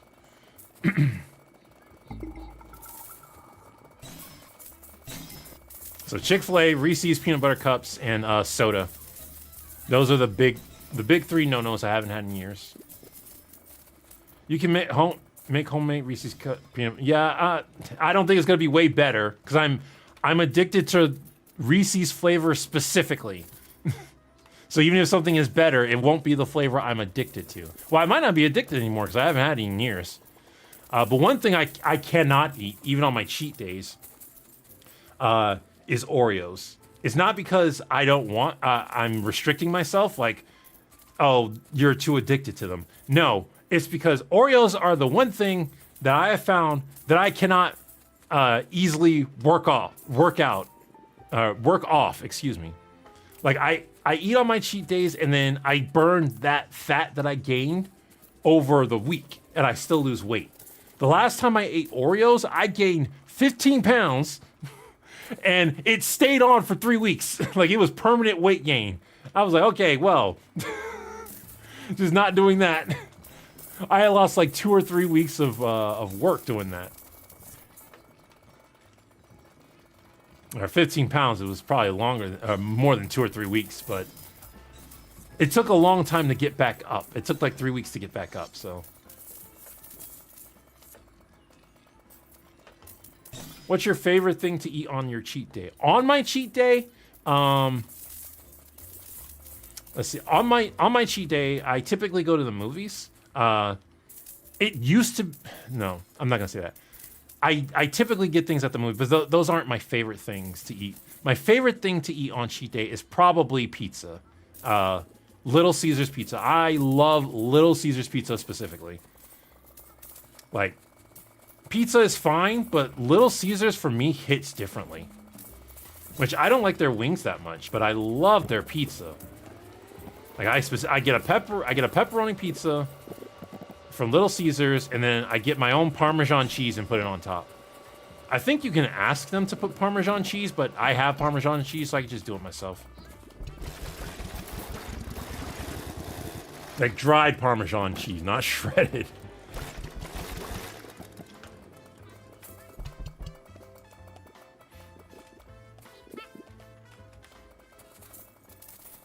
I was about to say, theater food isn't crazy at all. Well, my theater has Dorito nachos, which I've fallen out of love with. I used to get them all the time, but I kind of got tired of them, and then I tried them again after taking a break, and they didn't hit like they used to. Like, they weren't bad, but they didn't hit like they used to. But I would prefer popcorn. But I usually just get some candy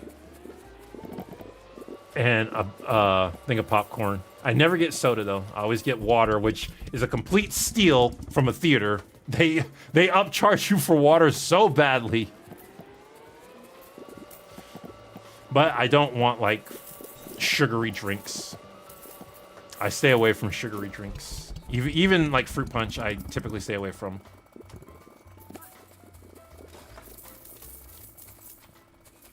What's your least favorite candy? There's a lot of candy I don't like. I'm not a fan of candy corn. I'm not a fan of Red Hots. There's one my least favorite candy of all time is Almond Joy. I just remembered. I hate Almond Joy. I haven't had one in so long, that's why I forgot about it. Because I don't like coconut. I hate coconut. The flavor I'm not a big fan of, but what makes me detest coconut is the texture. I really hate texture. Can you get diet soda? I don't understand. I don't like diet soda. Why would I break my diet to get something I don't like? I hate diet soda. Also, diet soda is still really bad for you. Like, if if I'm gonna break my diet to get soda, it's not gonna be diet. Shady, we got beef now. Bring it! Bring it! I will go to war against diet soda. I don't understand. If you're gonna drink poison, why would you drink the diet variant of poison that has a nasty aftertaste? Like, just get the good poison. Coke Zero is king. Is that why everyone went on a hissy fit when regular Coke got replaced? No, it was regular Coke everyone went on a hissy fit, not Coke Zero.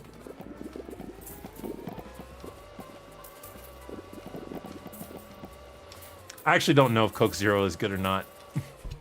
I'm just being antagonistic. Diet soda though, I cannot stand diet soda. It has a nasty aftertaste, and I'm like, if I'm gonna eat something unhealthy, why would I want this?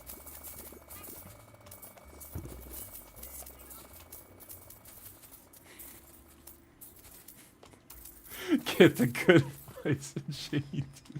I'm just saying.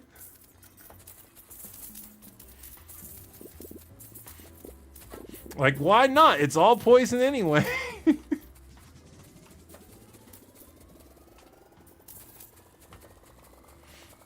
I did not mean to. I was trying to get the rest of the money so I could go to bed, and I brought the hole over here. Go over there. I'm gonna get the rest of this money and then go to bed again. Yeah, having an Almond Joy while not liking coconut is not like... It's like not liking clowns and going to the circus for your birthday. Yeah. The thing is, Almond Joy was the first time I had coconut. It was a chocolate bar, so I was like, chocolate. Ah. It's just like, oh, okay, yeah, coconut is... I didn't know what it was at the time. They're like, that's coconut. I'm like, this is nasty. They need to call this nasty because that's what it is. Nasty.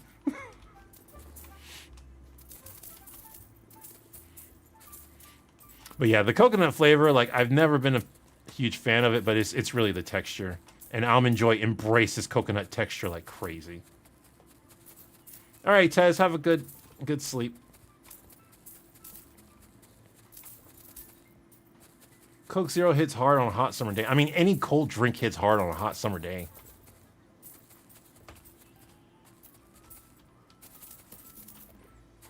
Dude, coconut bread is amazing. I'm gonna have to take your word for it. I don't like coconut.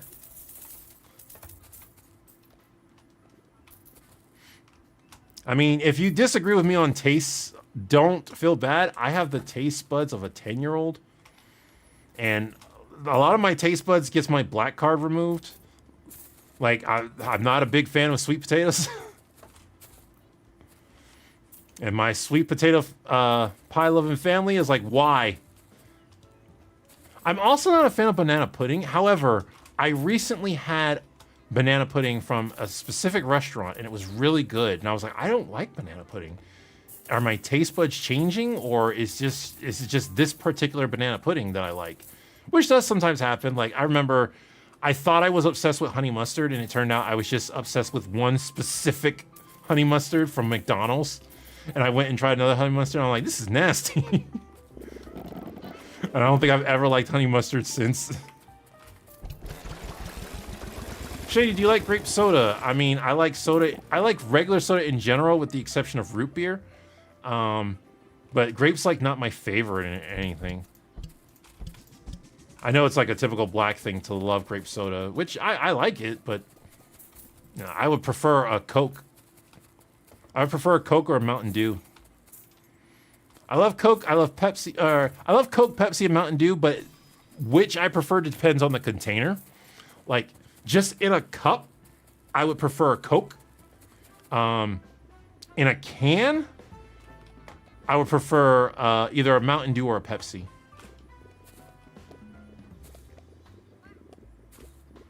All right, let's go to sleep.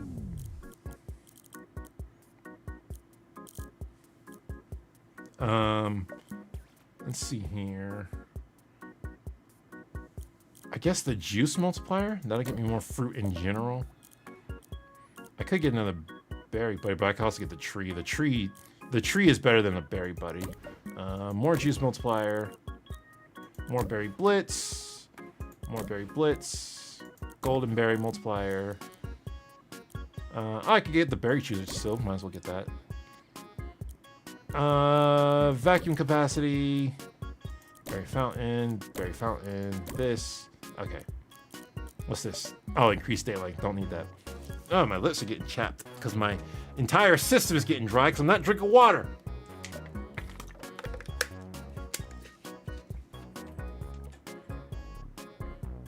Have a preferred Mountain Dew flavor. Well, for now, I'm saying the regular Mountain Dew, Pepsi, Mountain Dew, and Coke. All regular 3 of those flavors were my favorite sodas. But I haven't had soda in years, so my taste buds could have changed. But yeah, regular Mountain Dew. Regular Mountain Dew kept me up in college when I was up late programming.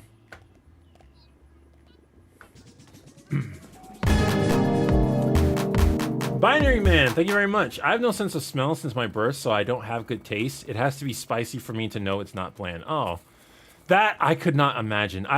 You know, as you get older, you get things happen to your body that you can't do anymore.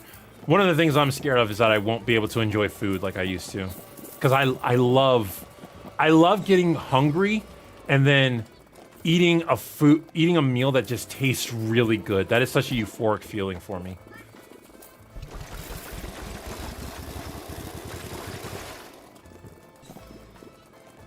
Give me that. All right, you're still this. The hole needs to be max size to eat that house and that trailer. So, kind of once I get that, I have everything. But I need a. Oh, Blitz is ready. Go ahead and do Blitz.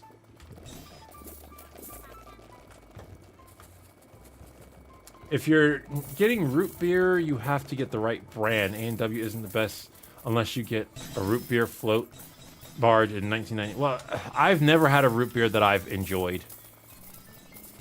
Like, I can stomach it, but I'm like, I would just rather have a Coke.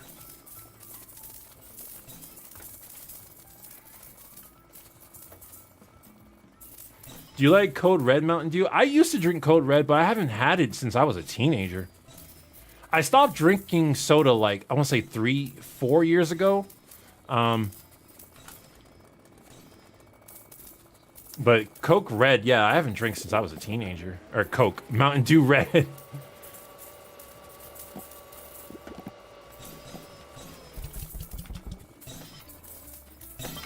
Oh, I missed the trampoline.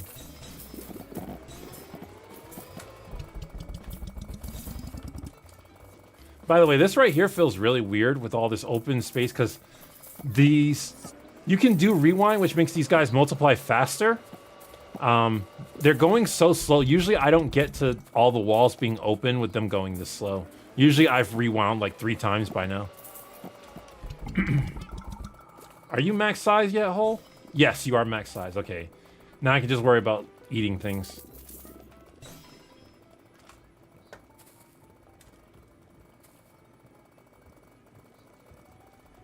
Do you like Baja Blast drink for Taco Bell? I haven't had it in forever. I knew someone who was obsessed with it. I was never obsessed with it. Like, it was alright. I was okay with it, but I preferred regular Mountain Dew. One soda I didn't mention that I did really like a lot was Fanta.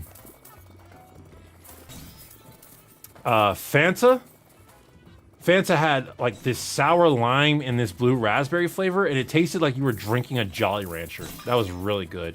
Where's the trampoline? Also, where's my chainsaw? Chainsaw is where it's supposed to be. Where's the trampoline?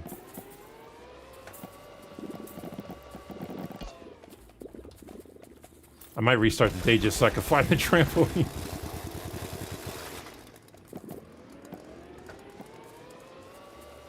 Then rewind. I don't really want to rewind. I don't know how long I'm going to be streaming, but I would like to swallow up everything on the map before I call it. And rewinding would set me back a little bit. Since we have the large hole, it's like... I can now swallow up everything here.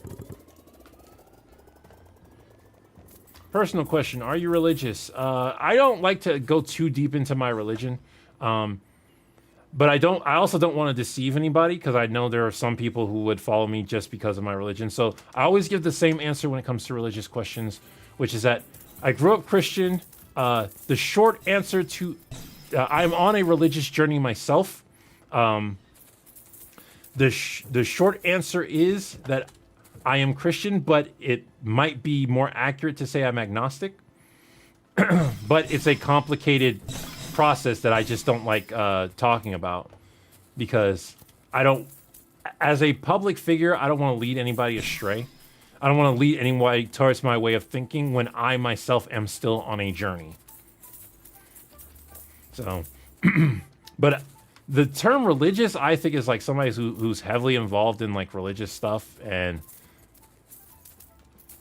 yeah, I think I'll just end it there. That's typically what I usually say about those questions. So yeah, the short answer is I consider myself Christian, but it might be more accurate to say I'm agnostic. But it is complicated. All right, I'm gonna go to sleep. Coin pickup. There was something else I wanted. I don't remember. I'm just gonna get coin pickup.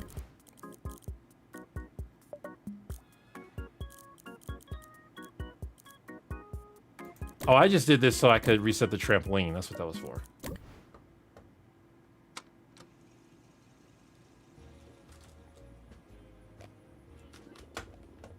Okay, now the trampoline is there. Now the hole will be able to move infinitely.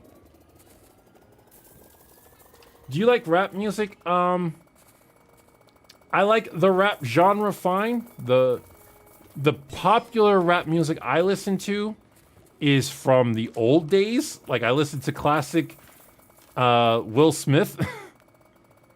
But the non-classic, the non-popular rap music, maybe that's not the best way to describe it. What's the word I'm looking for? Whatever you consider like Hamilton, ERB, or Epic Rap Battles of History, ERB. Yeah, Epic Rap Battles of History. Whatever you consider those, I listen to them. I like the genre of rap music. It's just a lot of music that comes out in the popular sense. Run DMC, I don't listen to them regularly, but I do like their music. Like, they're not on any of my playlists, but I do like their music. But I listen to, like, traditional Will Smith regularly. I listen to one specific LL Cool J song.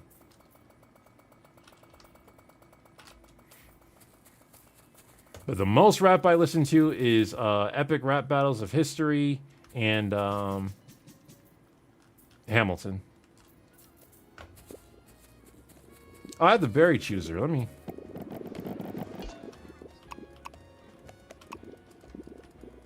How are you missing?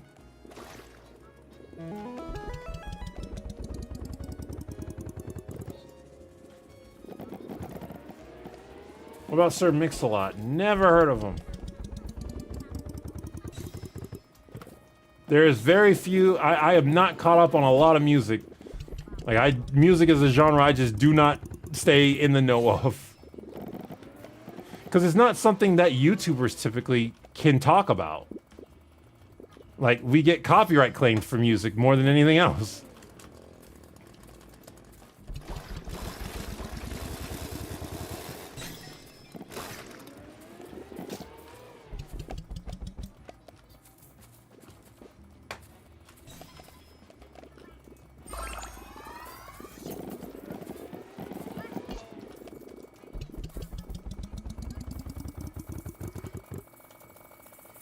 What about modern, more lyrical rappers with messages people like? It's not that I don't like modern music. It's just that I'm not exposed to it. So if it's you know, it's not necessarily modern rappers. There was a time though where rappers were like, I would hear modern rappers and I'd be like, this sucks. But that was like in the early 2010s. Like, when I drive, I don't turn on the radio. I turn on Spotify and listen to my own music.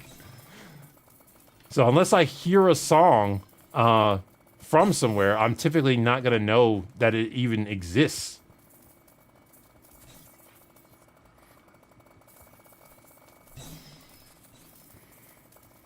I would say probably the most modern song I've listened to is... and it's not, it's probably, what's that song called? Fantasy Light, where they talk about Applebee's. That's probably the most modern song I listen to.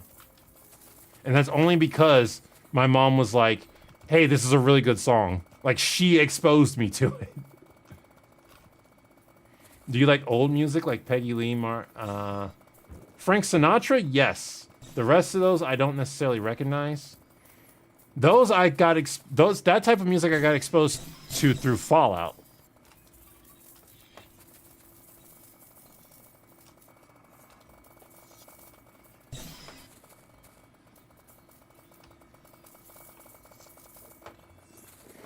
The best time for me to get like introduced to music is when I'm like at the supermarket when they have the radio playing. But a lot of times they play old music there too. Like, I'll just hear Backstreet Boys on the radio at the supermarket.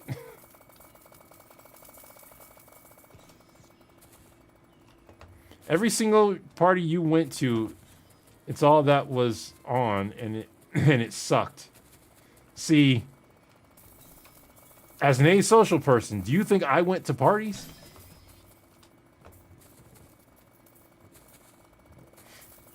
Classic Will Smith was... Oh, you're talking about classic Will Smith.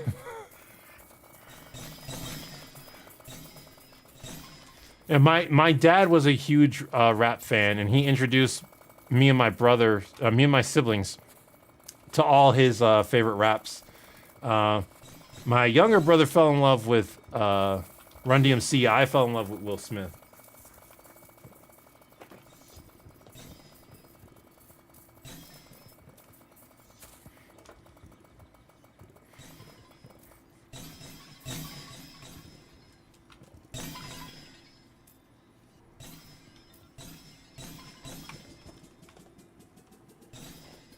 Do you like any type of rock or heavy metal music? I'm sure there's at least one that I like, but it's not a genre I typically go to. Usually the music I listen to is connected to something else. That's usually weird opinions on Weird Al parodies. I've listened to some of them. I only have one on my playlist, and that's the sports one. Wait, did the trampoline get moved? No, the trampoline's still here. Oh, but nothing's growing because none of the fruit. All the fruit when there's too much fruit on the map, nothing grows. So I've got to send the fruit there because everything's growing very slowly.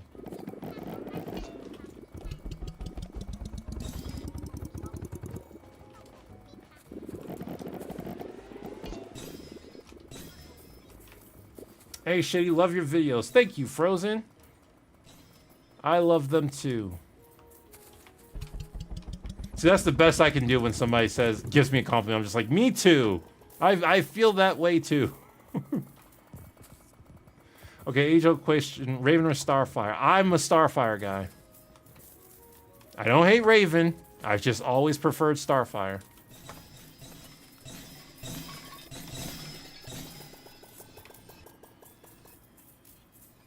I know that's the not popular answer for millennials since we're the generation that really liked goths. Also, a lot of people corrected me when I was like, oh, Raven was the person most people had a crush on from this show. A lot of people were like, Blackfire exists, who is the best of both worlds. They're like, she's a goth Starfire. Shady, did you know that Hungary and Poland love each other like Robin and Starfire? I did not know that.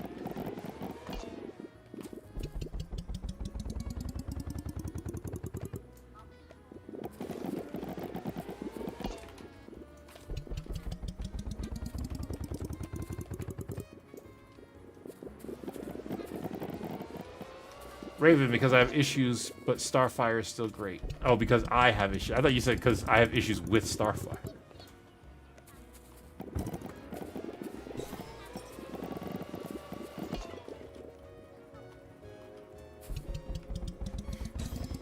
You're right, Blackfire, take it all back. Yeah, I had kind of forgotten about Blackfire when I made that statement about Raven. I was like, oh yeah, a lot of people really did like Blackfire, too. Hole, where are you? Oh, there you are.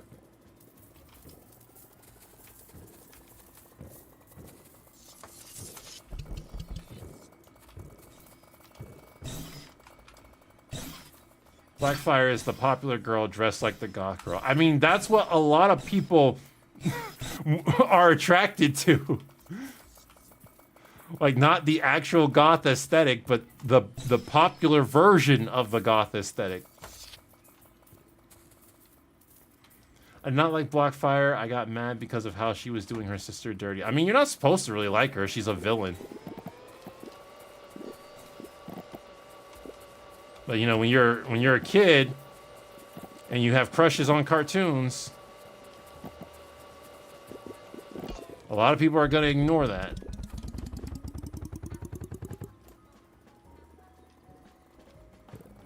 All right. Eat those transgender trailers, please. Thank you. Shady, first off, Jinx, second review, Master Raindrop. Jinx from Teen Titans. When someone says Jinx, I immediately think of League of Legends. I was like, where did that come from? I mean, I don't think Jinx is really a contender. I don't see too many people preferring Jinx over Raven or Blackfire. Like, I'm not gonna say nobody likes Jinx, but I don't think she's as close to Raven and Starfire, or Raven, Starfire, and Blackfire.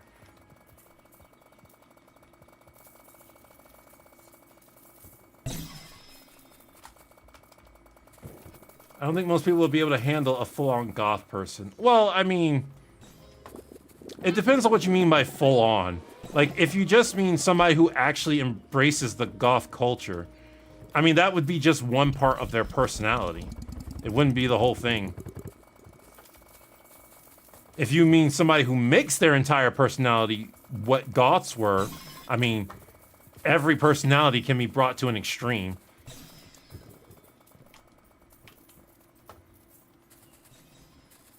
League of Legends Jinx got nothing on Teen Titans Jinx. Teen Titans Jinx wear purple and pink and underrated. I'm just saying they are both called Jinx. So when someone says Jinx, my brain immediately goes to League of Legends Jinx rather than Teen Titans Jinx.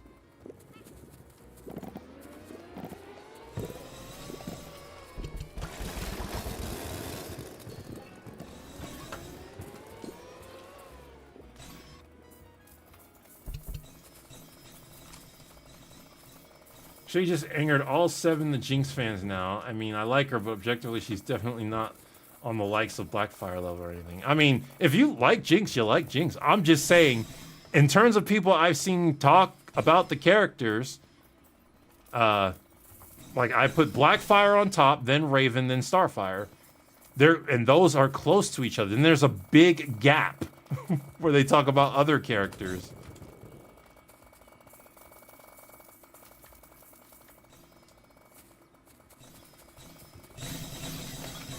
How do you feel about nerdcore music? Never heard of it. Or maybe I have and I don't recognize it. You're rarely going to get music that I've heard of unless it's attached to something else, like I said. Epic Rap Battle of History is a good example. Like, it's attached to a YouTube show. Now, I've heard of Living Tombstone stuff. I've heard of lots of Broadway stuff. I'm obsessed with Hades Town right now, specifically the "Wait for Me" song. I made a playlist on Spotify of the 3 "Wait for Me" songs, and just listened to them back to back for like 3 days straight. Wait for me, I'm coming. It sure is nice of this chainsaw to manifest glasses for the fruit juice. Well, when you know the lore, like, this place doesn't really have to make that much sense. I mean, we put fruit down a hole and money comes out.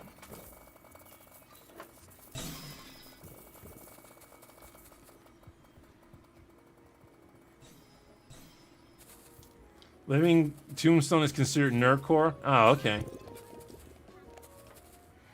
What are your thoughts on Marvel Rivals, and are you crushed as I am that we don't have a DC equivalent? Not so much crushed. My relatives play Marvel Rivals, and they keep trying to get me to play with them, but every time I go visit them, like, we run out of time before I can play with them. So, I mean, I would like to try it, but I doubt I'll get as caught up in it as other people. Just because my gaming interests aren't the same as what they used to be. I think I like that it exists. I like that there's a Marvel fighting game that gets people hyped up. I think that's a really cool concept. DC used to have a League of Legends variant that it did.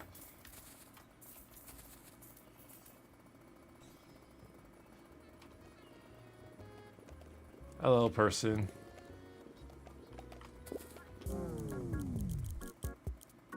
I can still hear the coins.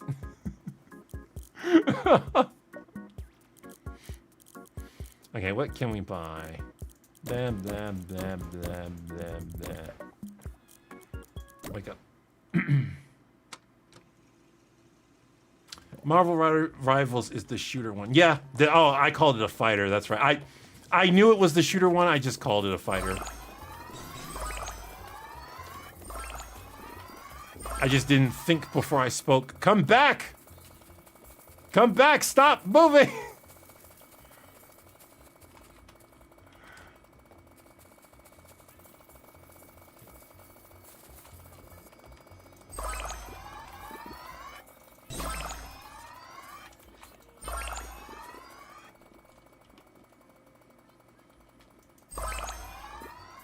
David Burge, thank you for the 50 bucks. Send an emoji. I appreciate that. Hey, where's my notification? And the notification go off.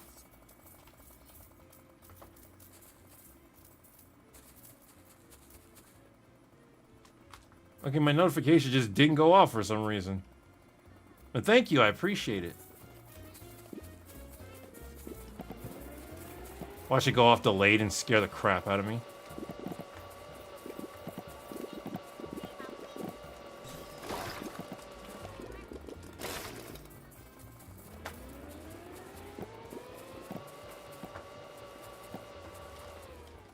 Oh, I'm so close to... Oh, I shouldn't have upgraded that other berry buddy. I was so close to getting the belladonna.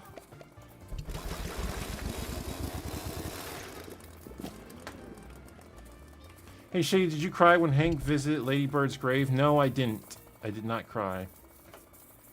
Dog scenes don't make me cry like they do everyone else. A lot of people are very weak to dog scenes because a lot of people have had dogs. I had a dog growing up. However, I did not watch that dog die. My family couldn't take care of it anymore, so we had to give it away to a shelter.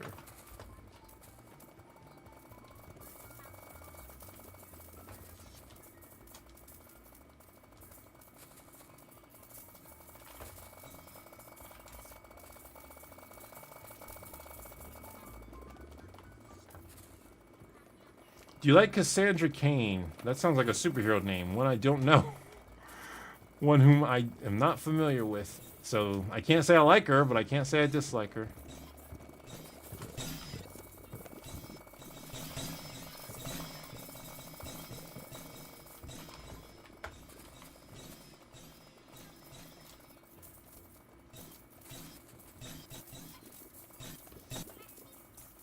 What's your opinion on horror games? They're a genre.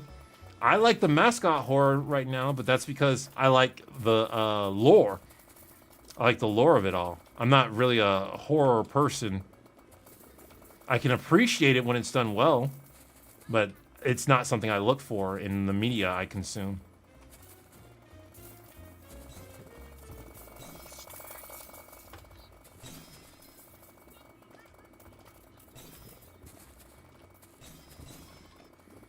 She's a member of the Bat family, also known as Black Bat. Is that the mute Batgirl? She was Batgirl at one point. Yeah, I knew that sounded familiar. Yeah, that's the mute Batgirl. I never really read a story where she's prominent.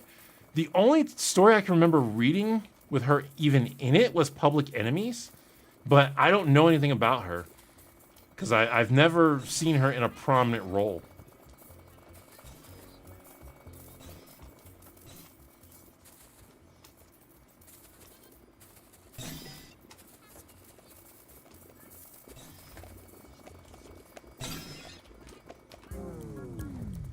Let's buy. I'm just buying as much as I can.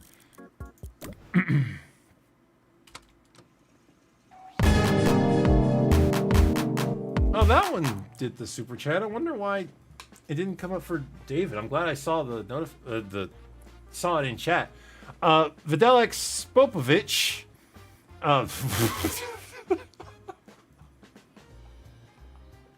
I said the name without thinking about it first. And then after I said it, I realized.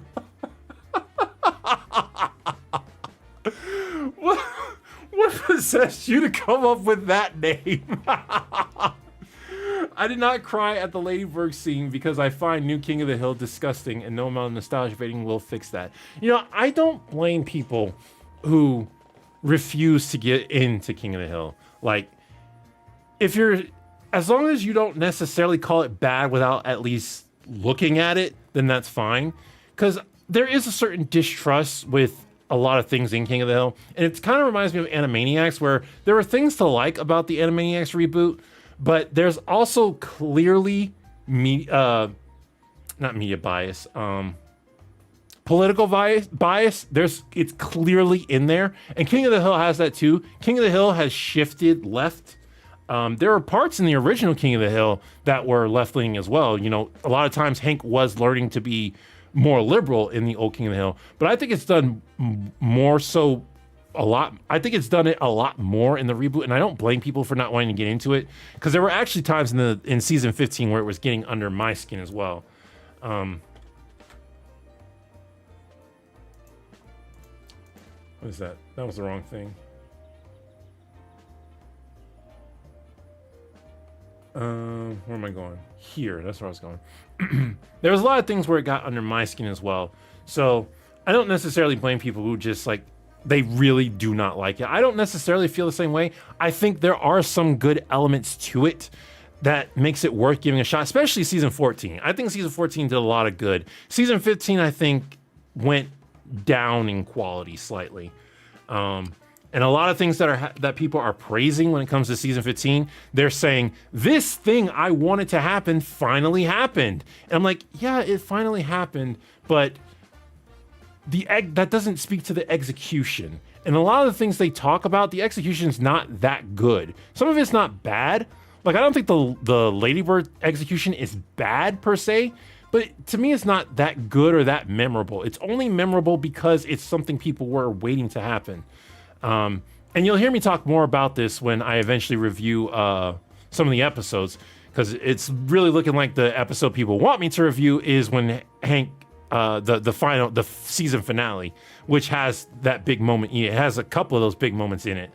You'll hear me talk about that. The big moments in this do not hit me like everybody else. Everybody else is saying the season is great because of those moments. And I'm like, a moment you want to happen is fan service at best. You need to look at the execution. Could someone from America explain the left and right someday? Right is a general term for more conservative leaning people who, broadly speaking, they look towards more traditional aspects of America and what founded America. Religious principles, family principles. There are different things that go into being conservative, and the definition of conservative changes over time. And then left is more liberal thinking, where you're embracing more of the new things. Examples are things like gay marriage and pro-abortion, things that are becoming more and more popular as time goes on, and being seen as a good thing as time goes on. That's a basic summary of it.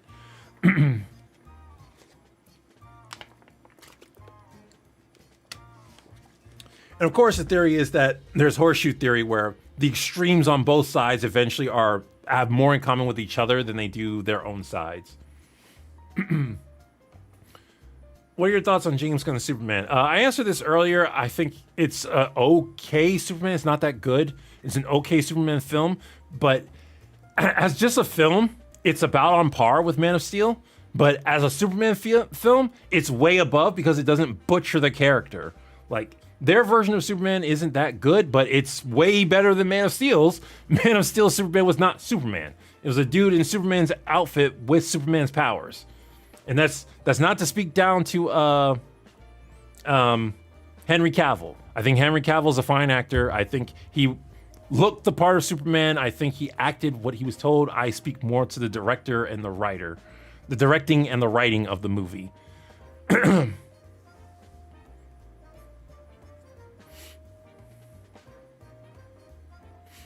Everyone is liberal and conservative on certain things. I would say that's likely true. That's very likely true. I don't like to do absolutes, so I'm not going to say, that's an absolute truth, but virtually, yeah. Virtually it is true. Okay, intellectuals, I have to call it there because I have to go eat. And also my throat has been telling me for like an hour and a half that I need to get on, but I've been ignoring it because I like playing Berry, Berry, Berry. Probably one of my favorite games now. No, I didn't mean to do that. I meant to quit. Probably one of my favorite games of all time now. But you intellectuals, you have a great evening. I will see you later. And look out in the future for more videos. I'll get to work on something. Like I said, I took this last week off. And I didn't get much done the week before, but videos should start coming rolling around. It's a very busy day, a very busy time for my channel. So I better get to making videos. Yeah, and I will see you guys later. This has been Shady Doorags. So long. Farewell. That feed is saying, oh, I faded out before I said the thing. Hold on, do it again. This has been Shady Doorags.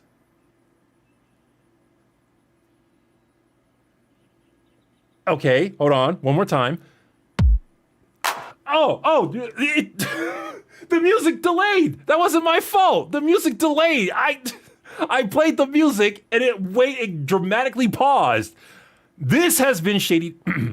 This has been Shady Doorags. So long. Farewell. Not be the same. Goodbye.